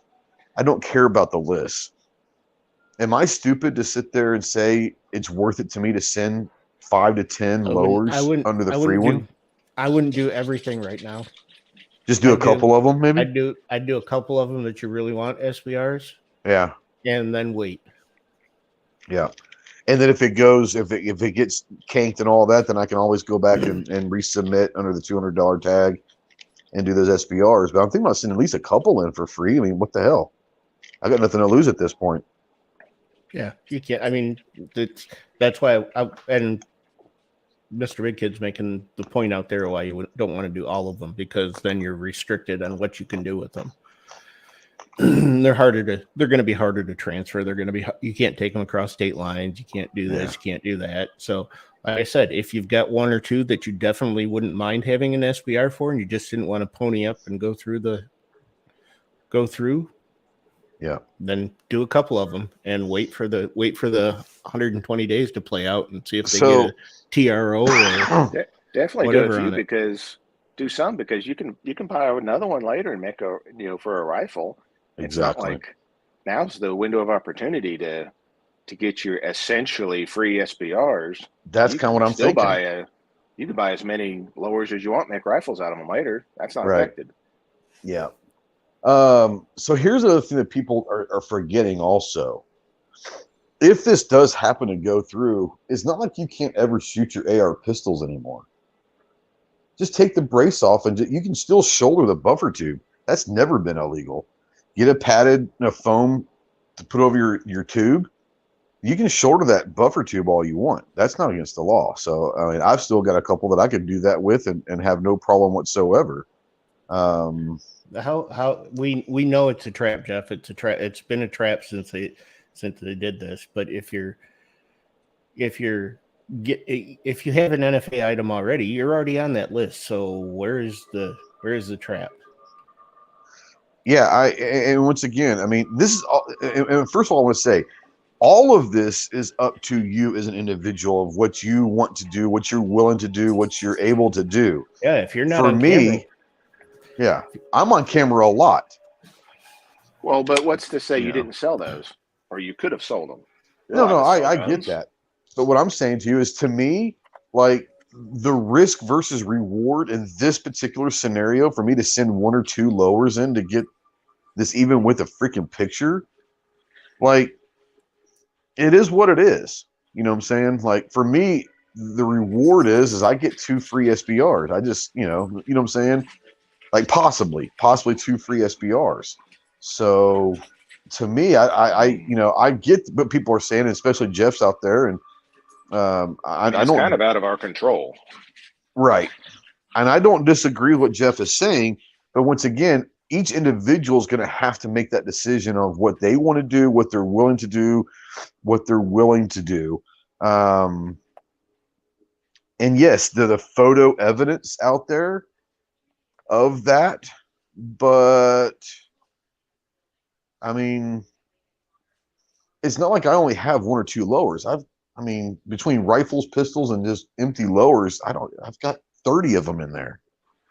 So one or two isn't going to hurt me to send photos. You know what I'm saying? I don't know. Maybe that's just me. I think maybe, but each individual is going to have to make your own decision on what you want to do. But for me, I think the risk versus reward to send one or two of them in isn't a bad idea. What's the trap? The trap, what they're saying is that they're saying what the trap is to them. And I said, I understand. I may not agree with them, but they're saying that, you know, to get this free when you got to send a picture. So now they have, you know, photo evidence of you have this thing. Well, here's the thing. You filled out a document. I mean, right. That's more damning than a picture. Yeah. You know, I don't know. Realistic airsoft. What are they gonna? What are they gonna? Only worth so much. Yeah. What I failed to see the trap that I think Jeff and Mr. Big Kid are going at towards here is that you're showing them evidence that you have this NFA item. While I'm showing them evidence that I have this NFA item that I filled out the paperwork that you have said is my path to making this NFA item legal. Yeah. So if they come after me for it, then I have the receipts that I have filled out and gone about it the legal way to make this a legal SBR. So where's the trap? I think you're getting down a rabbit hole here. That, like I said, I tend to agree with you, but once again, it is your own personal decision. I'm not trying to tell, you know, Steve or Jeff or HBS out there that you have to do this. What I'm doing is letting people know that this is out there. This is an option. You're going to have to make your own personal decisions on what you're able or willing to do. So what worries me, one thing that worries me, right, is and I get the picture, right, is the correlation between the picture and the form. And here's why I say this. Up until now, my experience with the NFA, and I do not own pistol braces, right? I own SBRs, you know, I own everything else pretty much on the NFA list. I don't have any braces. Up until now, everything that I've dealt with, everything that I've seen, everything that I've talked with the ATF, everything I know is if you change the barrel length, let's say, if you change anything having to do with that paperwork, right? So like if your lower is a 5.56, and you know, I mean, it really doesn't matter. But if you change anything as far as what's on that paperwork, they're supposed to be notified of a change, right? Mm-hmm. So my thing is, because we're talking about, okay, once you get it, putting a regular stock on it because it's an SBR and all that's cool and smooth, but prior to this, you file it as an SBR and they don't even ask what's on the butt of the thing. Like, right. They don't care. They don't care. Yeah. They don't care. But now there's a picture attached. So now there's a picture attached, and later down the road, something happens and the ATF, they can come and look at that stuff. They can. I've never heard of anybody that's happening, that there wasn't something else already going on. But let's say they come and look at it and they've got your paperwork and they've got the picture and they look and it's got a regular stock on it. Are you going to get in trouble because you didn't notify them that you've changed the stock on it now? No, they've literally said that once you get your tax stamp, you can put a stock on it. It's literally in there. And you can put a vertical grip, whatever the hell you want to do, like a normal you could. Yeah. What's the enforcement action they're threatening? If the enforcement, I mean, I suspect they'll notify your local. Well, here's the thing: my sheriff's one of my best friends. He ain't gonna come get my freaking pistol. The sheriffs are not going to do that dirty work. Right. It's not going to happen. No, mine's not either. For they're sure. under no obligation to go do that dirty work, and they're not going to. Right. No. The threat right now is the enforcement action.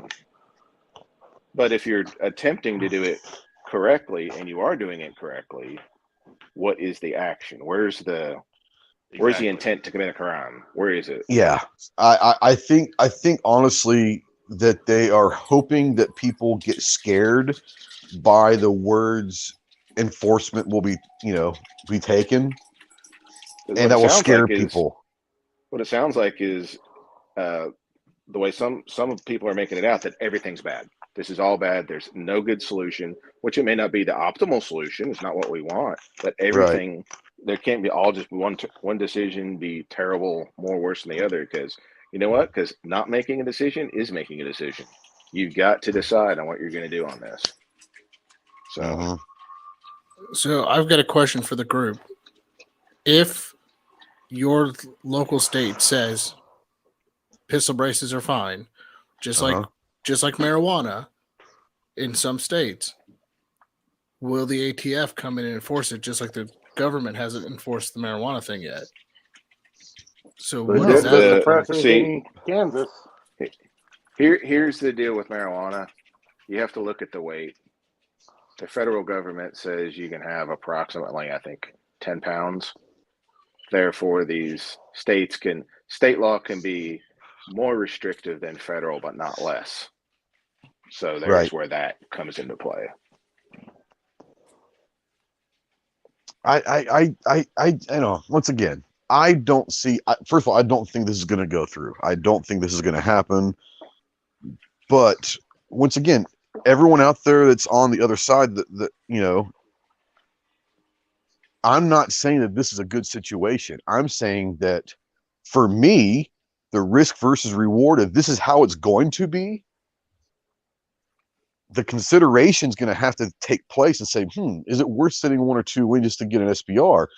If your answer is, hell no, this is a trap, dude, I'm not trying to change your mind. No.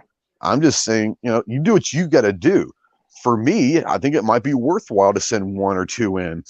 I could send in some freaking strip lowers that I have really nothing to use for right now. Send that in. Throw your upper on it. Take a picture. Throw an upper on there for a picture and send it in. You know what I'm saying? And then I can build something later on if I wanted to. I've got 6 of these that have the same upper. That's cool. That's what Warsaw out there. He said if the whole country didn't comply with it, then it's unenforceable. But Chase had just said earlier, like the system's already getting bogged down. So already a bunch of people are complying with it just today alone, obviously. That is definitely an option. Yeah. And everybody has to make their own decision. My personal opinion is I've got 120 days. I'm going to at least wait 90 and see what plays out before I do anything. That's what I'm thinking about doing. So let me ask a question. What if they said, because you were talking about when you send it in, you got to have the picture, it's got to be on there. What about the people that have kits and everything is there to build it with a brace, but they haven't built it yet? Can't send it in yet. Send it in. I thought it was as intended how you're going to do it. Is it as intended? I don't know. I haven't read it yet. Send a picture of all the parts laying on the table, basically. Yeah, the key word in the legislation, or not the legislation, the key rule in the key word in their new rulemaking is intent.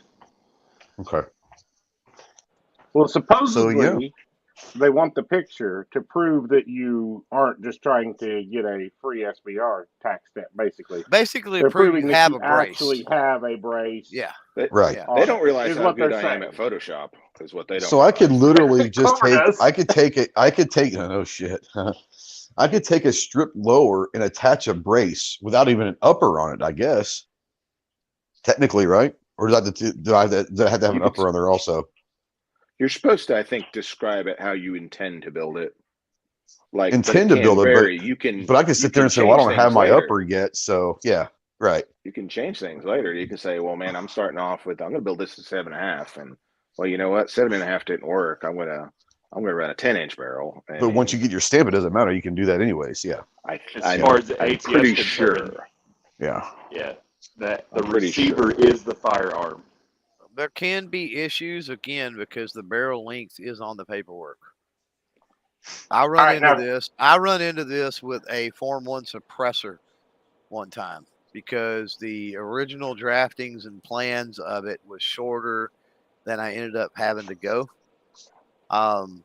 And in order to, and of course, we figured something out and was able to get around that by increasing diameter and changing baffle systems and stuff. But that because that length was on the paperwork, I was bound by the length of the suppressor. And that same thing applies. I mean, that needs to be changed. Now, here's where it gets really stupid, is they will also say, the ATF in the same breath, that you can swap uppers on your SBR. Like, it's totally fine. Just like you see people swapping uppers on a machine gun, right? It's totally fine. We don't care about that. But yet, whatever you filed the paperwork for, you're supposed to still have that in some configuration. So or the availability to put it in that configuration. If you have one firearm, right, and you file this paperwork and you say, okay, it's got a 10-inch barrel, right? Don't go back and chop that barrel to 8. Right. Keep that and put and keep that 10-inch or whatever. So they ever do, you had to have the ability to have it in that configuration. You can put it back to the configuration that's in the paperwork. Correct. Yep. Yes. Yep. Yep. So it's just one of those where, once again, the conversation is had for no other reason. There might be someone out there that has no idea what's going on. Once again, we're not here to change anybody's mind. At least I'm not. I'm not here to tell you what you should do. I'm simply saying, here's what's going on. Here are the options. What you do with that information is up to you. Whether you decide not to do it or to do it is entirely up to you. But the information's out there. And here's the thing. I haven't read. I'll probably need to read it tomorrow. I got nothing else to do. Go online and read it. And see for yourself what it says. Make the decision for yourself as to what you plan on doing or not doing, and understand that there's still time to where this is probably, I still believe this is not going to happen. But, like Snob said, I'm probably going to wait a couple months and see what happens in the first 60 days or 90 days, and then make my decision at that point. But that's just, you have to do your own due diligence. You have to do your own investigative work. You have to do your own thought process, pros versus cons, and make your decision. I'm not going to think any differently of anybody who chooses to do it or not to do it. I just expect everyone to feel the same about me. Hey, look, you may not want to do it, but if I do it, that's my choice. That's my choice. So, yeah. Anything else on this whole pistol brace bullshit? I just want to touch on something Chris said earlier, and I kind of thought about it a little. For people that have the MCKs, the macaroni conversion kits and stuff, so that means you're stuck registering your Glock that goes in it, because it's the firearm that's registered as an SBR. So that kind of stinks, because then if you you register your gun, then you I didn't think about that side of it. Yeah, take it with you. That is interesting. I didn't think about that. If you use the little micro-ronies, that's true. Well, it's not just them. I mean, Strike Industries has a kit out now. There's like 3 or 4 different companies. Yeah, Recover Tactical. Yeah. Which, almost after seeing MCK or whatever that company is, booth at SHOT Show, I was kind of surprised to see them there in such force, because I see that putting them out of business more than any other ones, because that's their whole world. They aren't going to go to SB Tactical is going to be out of business. Well, I agree, but SB Tactical can easily switch over and start making stocks, which isn't as profitable. But the chassis companies are just, that's just killing them, because who wants that now? Yeah. Yeah. I mean, but they had a huge booth at SHOT, so maybe they have a lot of faith in attorneys. Yeah, I interviewed the guys over at Recover Tactical. They were showing me off, the new stuff they got coming out this year. I did go to the MCK booth too, but yeah, I don't know. I know they've sold a lot of Ronies and MCK kits over the years. I'm reading something right here from this it's an attorney, but I'm reading it, and it says, like, you have to list the original configuration, but it says that there's a Form 4 detailing possible configurations that you might change it to later. So you can cover some of that stuff right there. Yeah. It's also saying that, temporary changes of it, like say you had a SBR lower and you were going to leave the state and wanted to put a 16-inch upper on it, says that's okay as long as the short upper stayed back in your home state. Yeah, as long as you're not crossing the state line with an SBR. I can guarantee you, no one's going to call or check on this stuff if it's leaving as a rifle. It's just not going to happen. Yeah. But I mean, it's not all doom and gloom. It ain't good, but it ain't all doom and gloom. No, actually, none of this is good. Let's just be honest. None of this is good. But I said from the beginning, this is 6 months ago, whenever it was, when we first started talking about this. I remember Clover and I had a discussion on the phone. I'm like, dude, if they're going to offer free stamps, you have to seriously think about that. Like, I mean, once again, it's your choice, but like, I get that it's a quote unquote trap and there's this, that, and the other. Once again, for some people, the risk versus reward might be worth trying to go send one or two of them in, but that's up to you. But like, I know that there's a reason why the government's giving an incentive. I understand that the government doesn't do anything for nothing. I understand that. I'm not dumb. It just depends on if you think it's worthwhile for you to do that.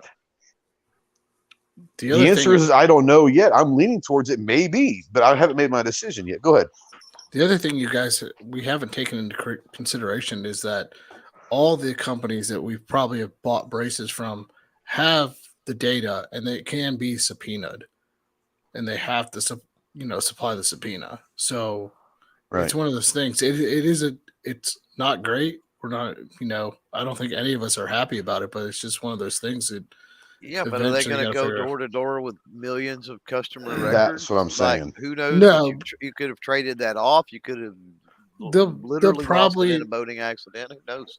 They probably will either send the subpoena over, get the data, and try to contact you via mail or something. That's the only thing I can think of. Shit, my mail gets lost all the time, man. Just saying. Yeah, for they aren't gonna do anything. No, it's not. It's not going to happen. I still believe firmly that this is not going to happen. Now, Jeff's saying I'm losing faith in you guys. Why? Why? Because we disagree with you. Yeah, this is a bad situation. I already own NFA stuff, so if you I have own NFA, 69s. or if you're gonna get NFA, you're gonna be on the list. If you buy a featureless buffer tube and change out all your buffer tubes and all your now SBRs, and you hang on to those braces, they can, if they really wanted to, they could still come back. If you're hanging on to those braces and you have other buffer tubes, you can still get nailed for constructive intent. Mm-hmm. How is that scenario going to play out, though? Well, I'm just saying, if you want to go down the rabbit hole of every way that they can stick it in your ass, then we can go down the rabbit hole of every way they can stick it in your ass. If you got the braces here and buffer tubes, and you put featureless buffer tubes on your what now are deemed SBRs, but you didn't destroy the braces, you still have constructive intent. Well, the biggest thing I didn't think about is I was what going to OB break down my firearm and swap something. Well, you did to not do the SBRs, so you obviously are going to do it.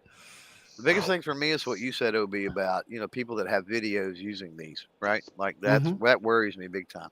I mean, I've never owned one. I don't have any videos out there other than like I got a shit ton of them because I carry freaking every day in my vehicles. It's with me. It's by my bedside at night. And just because you have a video doesn't mean it's yours, right? All of us here have shot this is stuff true. on a range. And it also doesn't mean that I didn't video that thing a year and a half ago. I'm just now putting the video out. Right. Yeah. Not being blinded by free, Jeff. I understand what they're doing.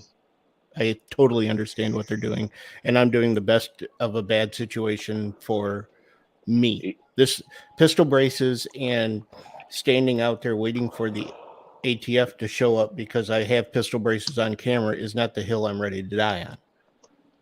Making a decision is making a decision. I will do something. I'm on video. If you're not on video, you have other options. You can deal with quiet non-compliance. If you're in a state where your state legislature and your local sheriffs and your state law enforcement has said they will actively stop the ATF from coming to you, then you can have vocal non-compliance.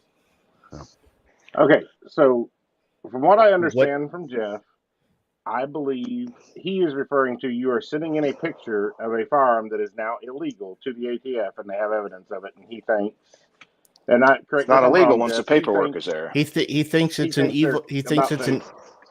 They're about to come get him. There's an evil genius in government who's doing this thing. These are bureaucrats who are, by and large, wouldn't be able to make it in the real world. Are not gonna. It's not a trap to send in, especially if you've completed the paperwork to make that legal.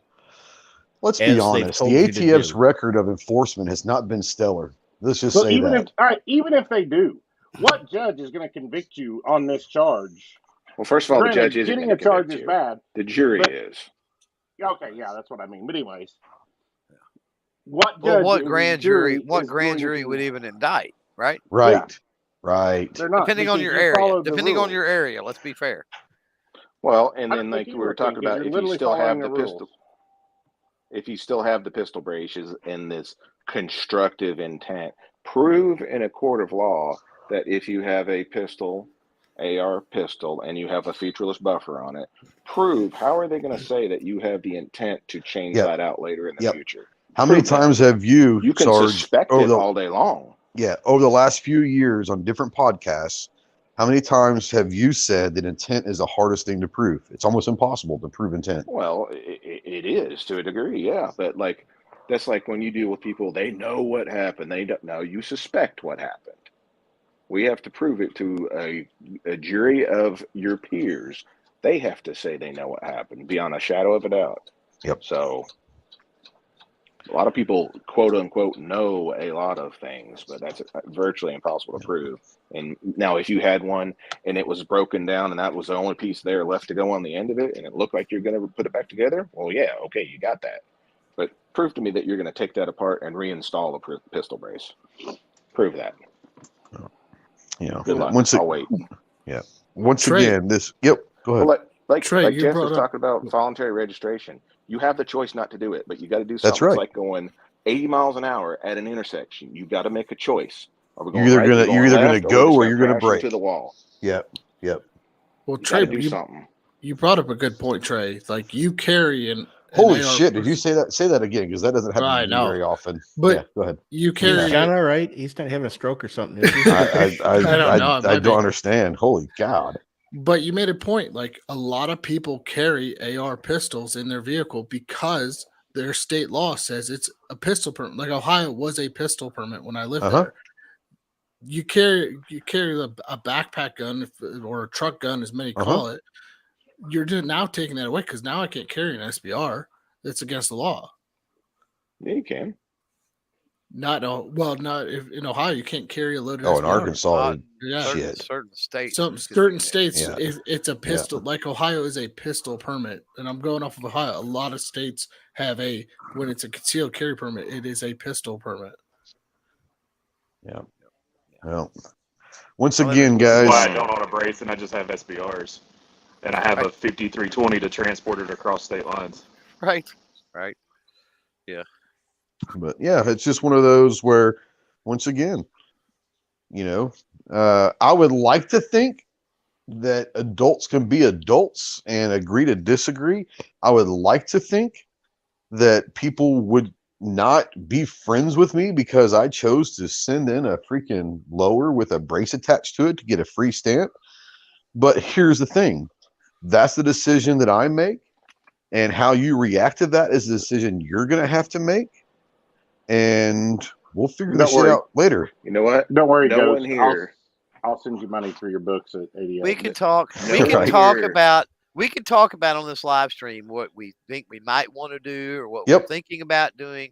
But ultimately, whether I do it or not, unless I talk about it later business. on, ain't nobody going to know anyway. On this chat, live, on the panel, out there, in replay, whatever, nobody's going to know what I ultimately ended up doing unless I tell them myself. So there you go. No one on here is going to volunteer to go do your time for you or take your consequences for you. That we are all grown men and women here, and we have to make our own decisions about how we want our lives to play out.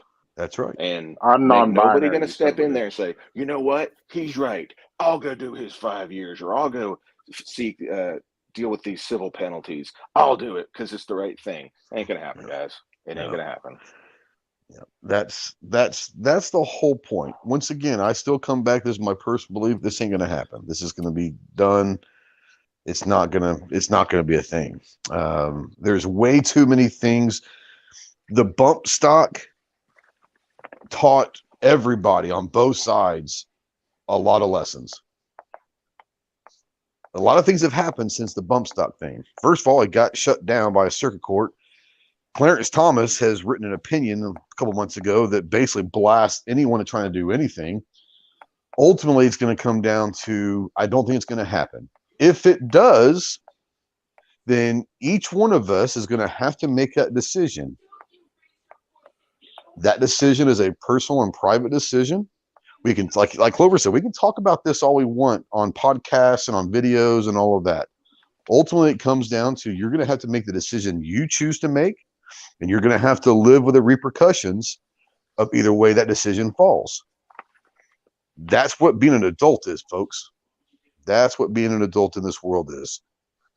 And like, I'm not going to judge anyone. Yeah, go for it.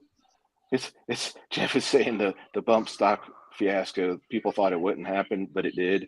Man, my buddy got one of those bump stocks right after they came out. I said, that thing is stupid and it's going to be illegal one day. I knew that was going to happen the first time I picked it up.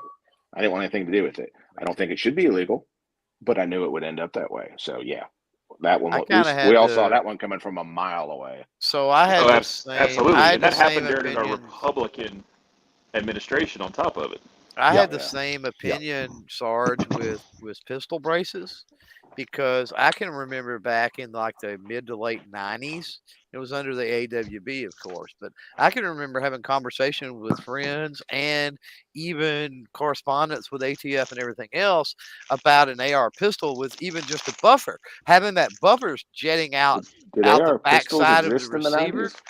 Oh yeah, yeah. And I can remember the controversy with simply having an AR pistol, meaning something with a short barrel and that buffer coming out the backside, right? Even back then, and there wasn't even a brace on it, right? It was just the buffer tube was all it was that was featureless. And the way we were making them featureless is basically using the A1 and A2 buffer tubes, and then welding the threads. You know how they have the thread on the end to screw the stock on, right? Actually welding up. You have to use aluminum or whatever, but weld that up. The threads, smooth. That way you couldn't screw a stock on it. And that was like what the ATF said that you have to do because it was a pistol, blah, blah, blah, blah. Then when braces come out, I'm like, even back then, I was like, I don't know. Like, it's great. I'm glad somebody come up with it. I'm all for like poking the bear to an extent. Let's go. But I said the same thing. I'm like, I don't understand how they can. I don't get it. Like, I stayed away from the braces for a long time. Yeah, I know. Still a long time. Yeah. Yep. I have a plan. A plan. Go ahead, Snob. I have a plan that I think we can all agree on, and I'll be happy. Okay. Don't do anything right now except for call your congressman and gripe to them about it, and support some sort of 2A organization that's fighting for it, whichever one you may choose. There you go. I would call your congressman. Wait at least 60 days before you do anything. Don't jump on this right now. It's not worth it.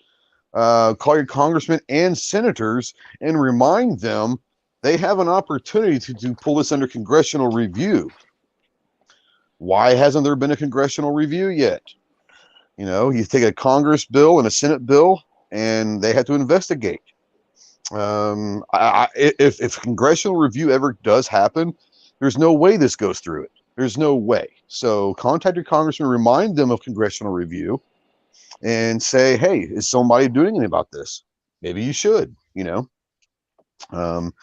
There's a lot of things that are going to be talked about.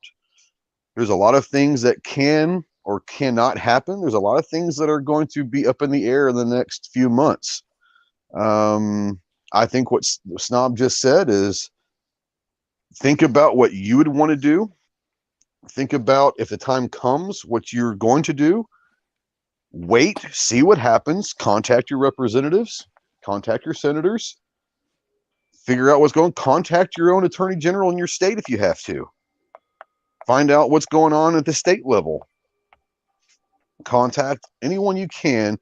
Get all the information that's available to you, or you can make available to you, to make your own decision. And at that point, whether you choose to do something or not do something, I'm going to respect you, because you know what? That's your choice.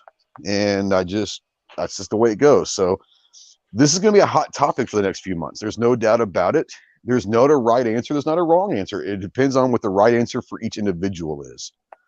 So yeah, Chris, I want to bring you in real quick. Start sweeping the floor here. You ain't got to go home, but you got to get the freak out of here. Tell people where they can find you, what kind of projects you have coming up. I'm assuming a lot of SHOT Show stuff and all that, but let people know where they can find you. Yeah, Chris from the 740 here on YouTube and Instagram. Tomorrow night, 9 Eastern, we are going to be doing the Wednesday night live chat, and it's all going to be people that are going to the Great American Outdoor Show this weekend. And that's what I got. And thank you to the side chat. It's a good conversation. And it was a good conversation. Yeah. And thanks for the invite. I enjoyed myself. Absolutely. Yeah. And I don't want to discourage anyone from speaking their voice at the side chat. That's what the discussion is about.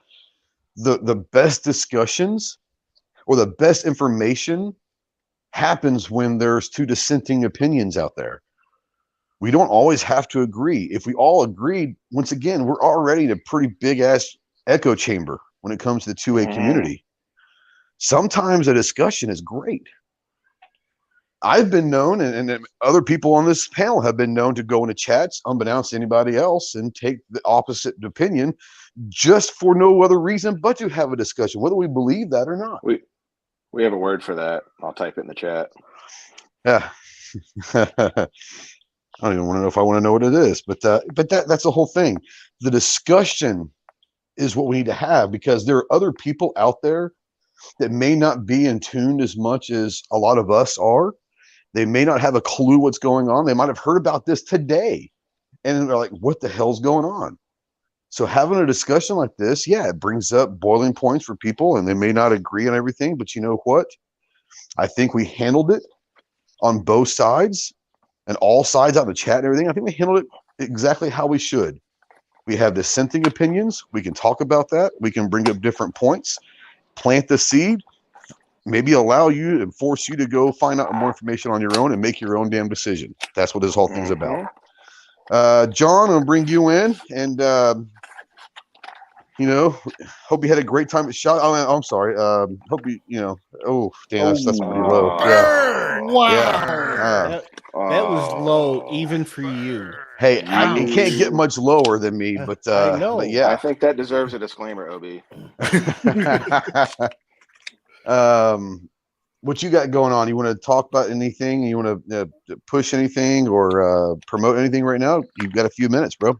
Yeah, I'd love to promote Southeastern Guide Dogs. They are a nonprofit organization supporting veterans with free guide dogs. They supply the food and everything for the life of the dog and all the healthcare. If you got some time, go check them out. Go check them out. They're out of Tampa, Florida, and they're great people over there, and support them. And also, you can catch me on the Mr. Big Kid channel. Not anymore because he's not here. Damn it, Steve. But yeah, I just want to thank everybody for joining in tonight, and the conversation was great. It was a great conversation. Thanks for coming in, bud.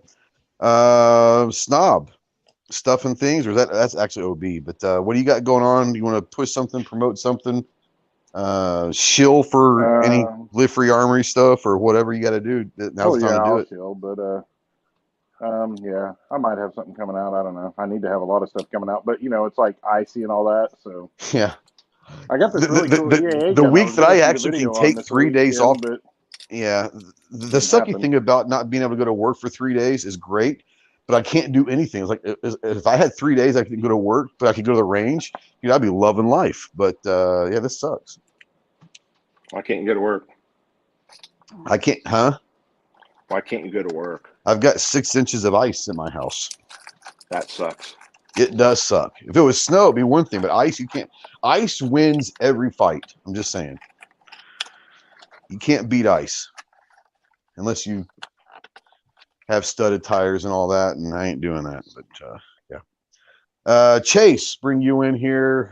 You've been a busy boy the last couple of weeks, and you're getting ready to be busy again. I think you're leaving in a couple days, but I know you guys had a huge SHOT Show over EAA, and a lot of people were talking about you guys and the Witness 2311 and the P35 and all sorts of good stuff. But what all do you guys have to promote right now? I mean, pretty much that. We're headed off to our next fight group show, or I am, in 2 days. I can't wait for that. So I get to fly right into all your winter weather. Yay. If my flight actually happens now, because I've already gotten my travel alert on that one. But yeah. There's a chance that might be at least canceled or at least pushed back for a while. Oh no, the conference, told everybody today, don't worry, we're still going to go forward Thursday. You may not be able to fly in, but we're still going to have the conference. There's not going to be any money there, but yeah, they've already rented the space, so they pretty much have to at this point. Yeah. After Dallas was about a half inch of ice. Yeah. So I can't wait for that landing. That'll be fun. See how good the American pilots are. I know that Jeff thinks of Hummers as being little prissy things. That thing will get me pretty much anywhere. Once again, 6 inches of ice. You don't beat that. There's nothing. I live on a freaking mountain. Like, just to get out of my house is an incline. Try going anything with that with 6 inches of ice. Just saying. But it shouldn't be an issue going down. You're going to go down. Yeah, you'll get down. Oh, I'll get down. I just got to get up first. I've got about 20 yards going up before I can go down. So, yeah. Let's see. Obi, what you got going on? Anything you want to push or promote, and where can people find you at? They can find me on the YouTubes and over on Instagram. There's a obnoxious one. I have stuff and things. Yes, you do. I do. I released my passion project AR-15 yesterday with Timber Creek and Live Free Armory stuff on it. So go check that out. I did a quick little one on, being a felon now today that I released today. I need to go watch that one.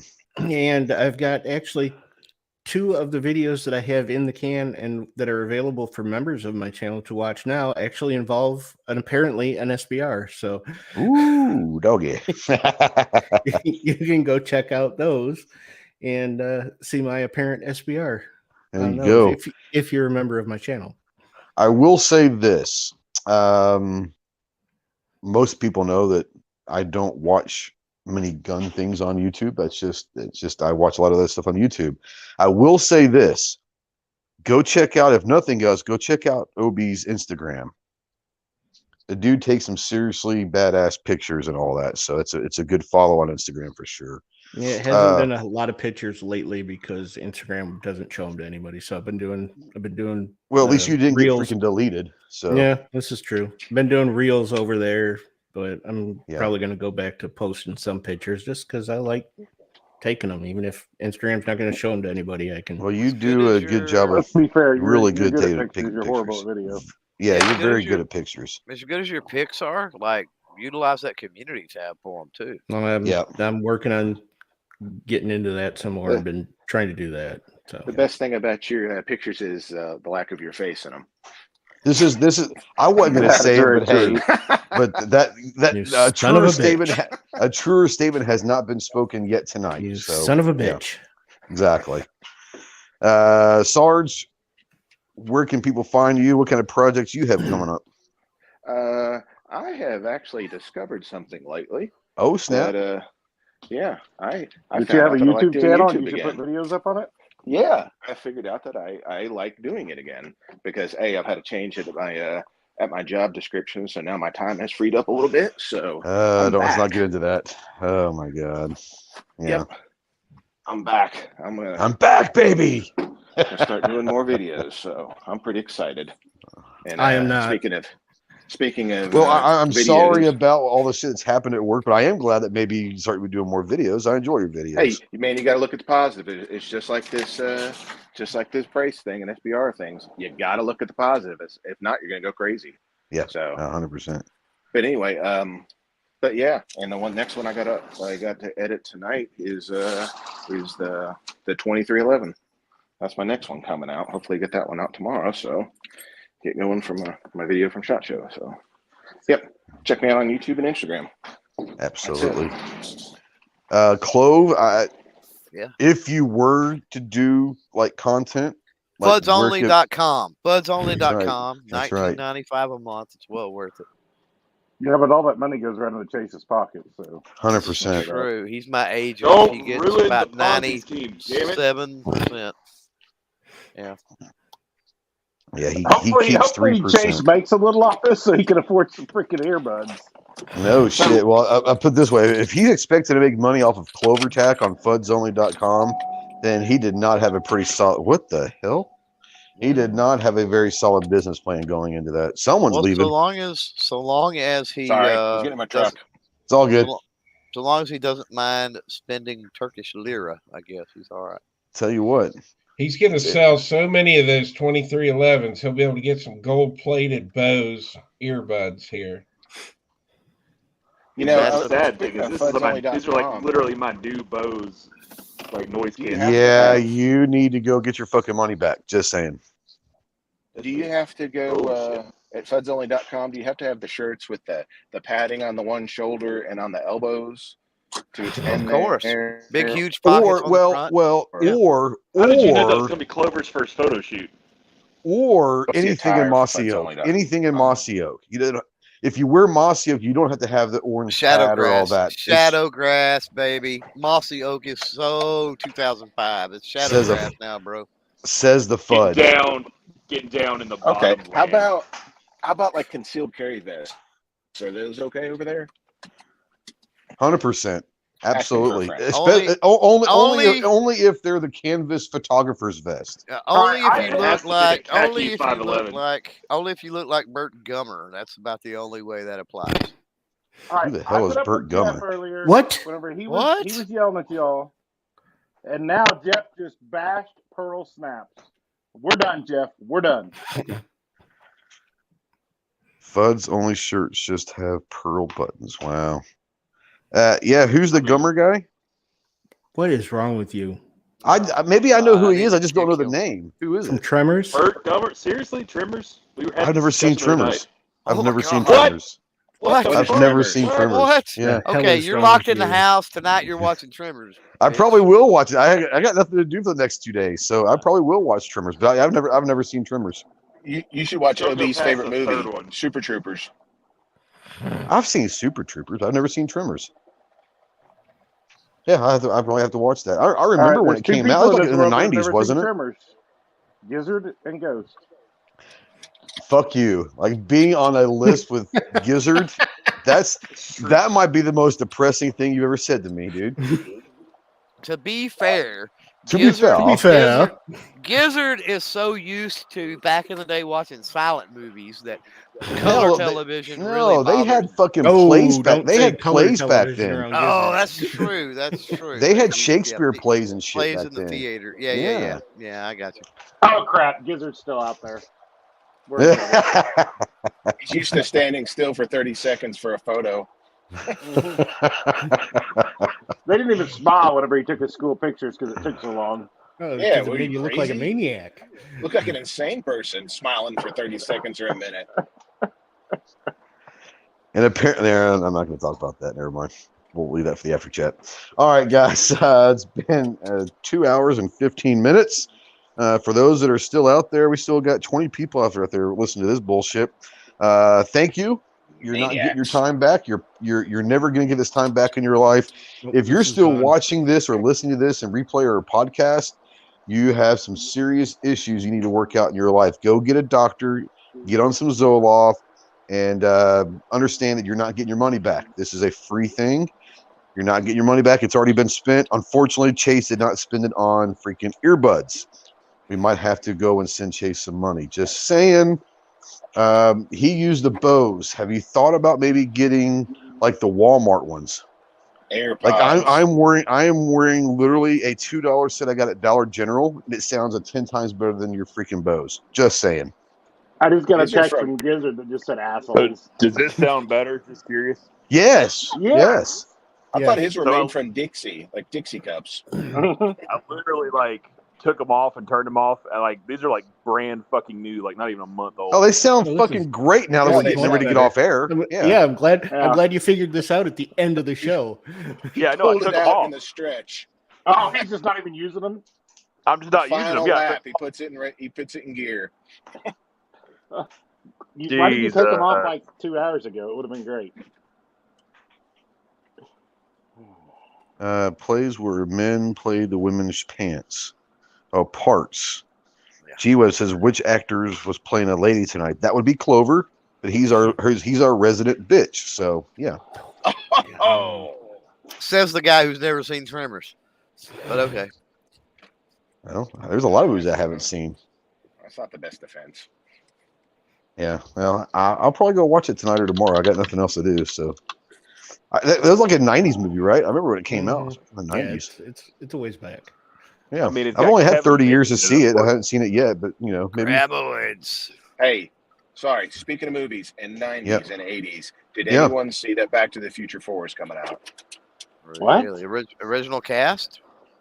Most. Really? Mm-hmm. I'm down. Marty McFly has been missing for 30 years. He got lost in a time jump. Speaking of Tremors, I'm just that's pretty bad. That's terrible. He's got really good at signing autographs now. That definitely deserves a disclaimer. You should be both ashamed and proud of yourself for that one. Yes. OB, drop a disclaimer. Please drop a disclaimer. The views and opinions expressed by Ghost Tactical. So are they? Opinions of Ghost Tactical only do not reflect the views and opinions of anybody else on the panel that has any bit of humanity in them whatsoever. clearly depicts Chase's. Oh my God! 1.21 gigawatts. There you go. Mm-hmm. All right. Anybody else have anything before we get the hell out of here? You really should close this. It's getting out of hand. Yeah, it's getting bad. All right, thank you guys for watching. Appreciate the conversation. Once again, this is what conversation discussions are all about. Please do not ever enter a discussion where you plan on agreeing with everything that everyone says, because you just set yourself up for a big letdown. The best discussions is when we can talk about dissenting opinions. So thank you guys so much for watching. We'll see you soon. Semper Fi.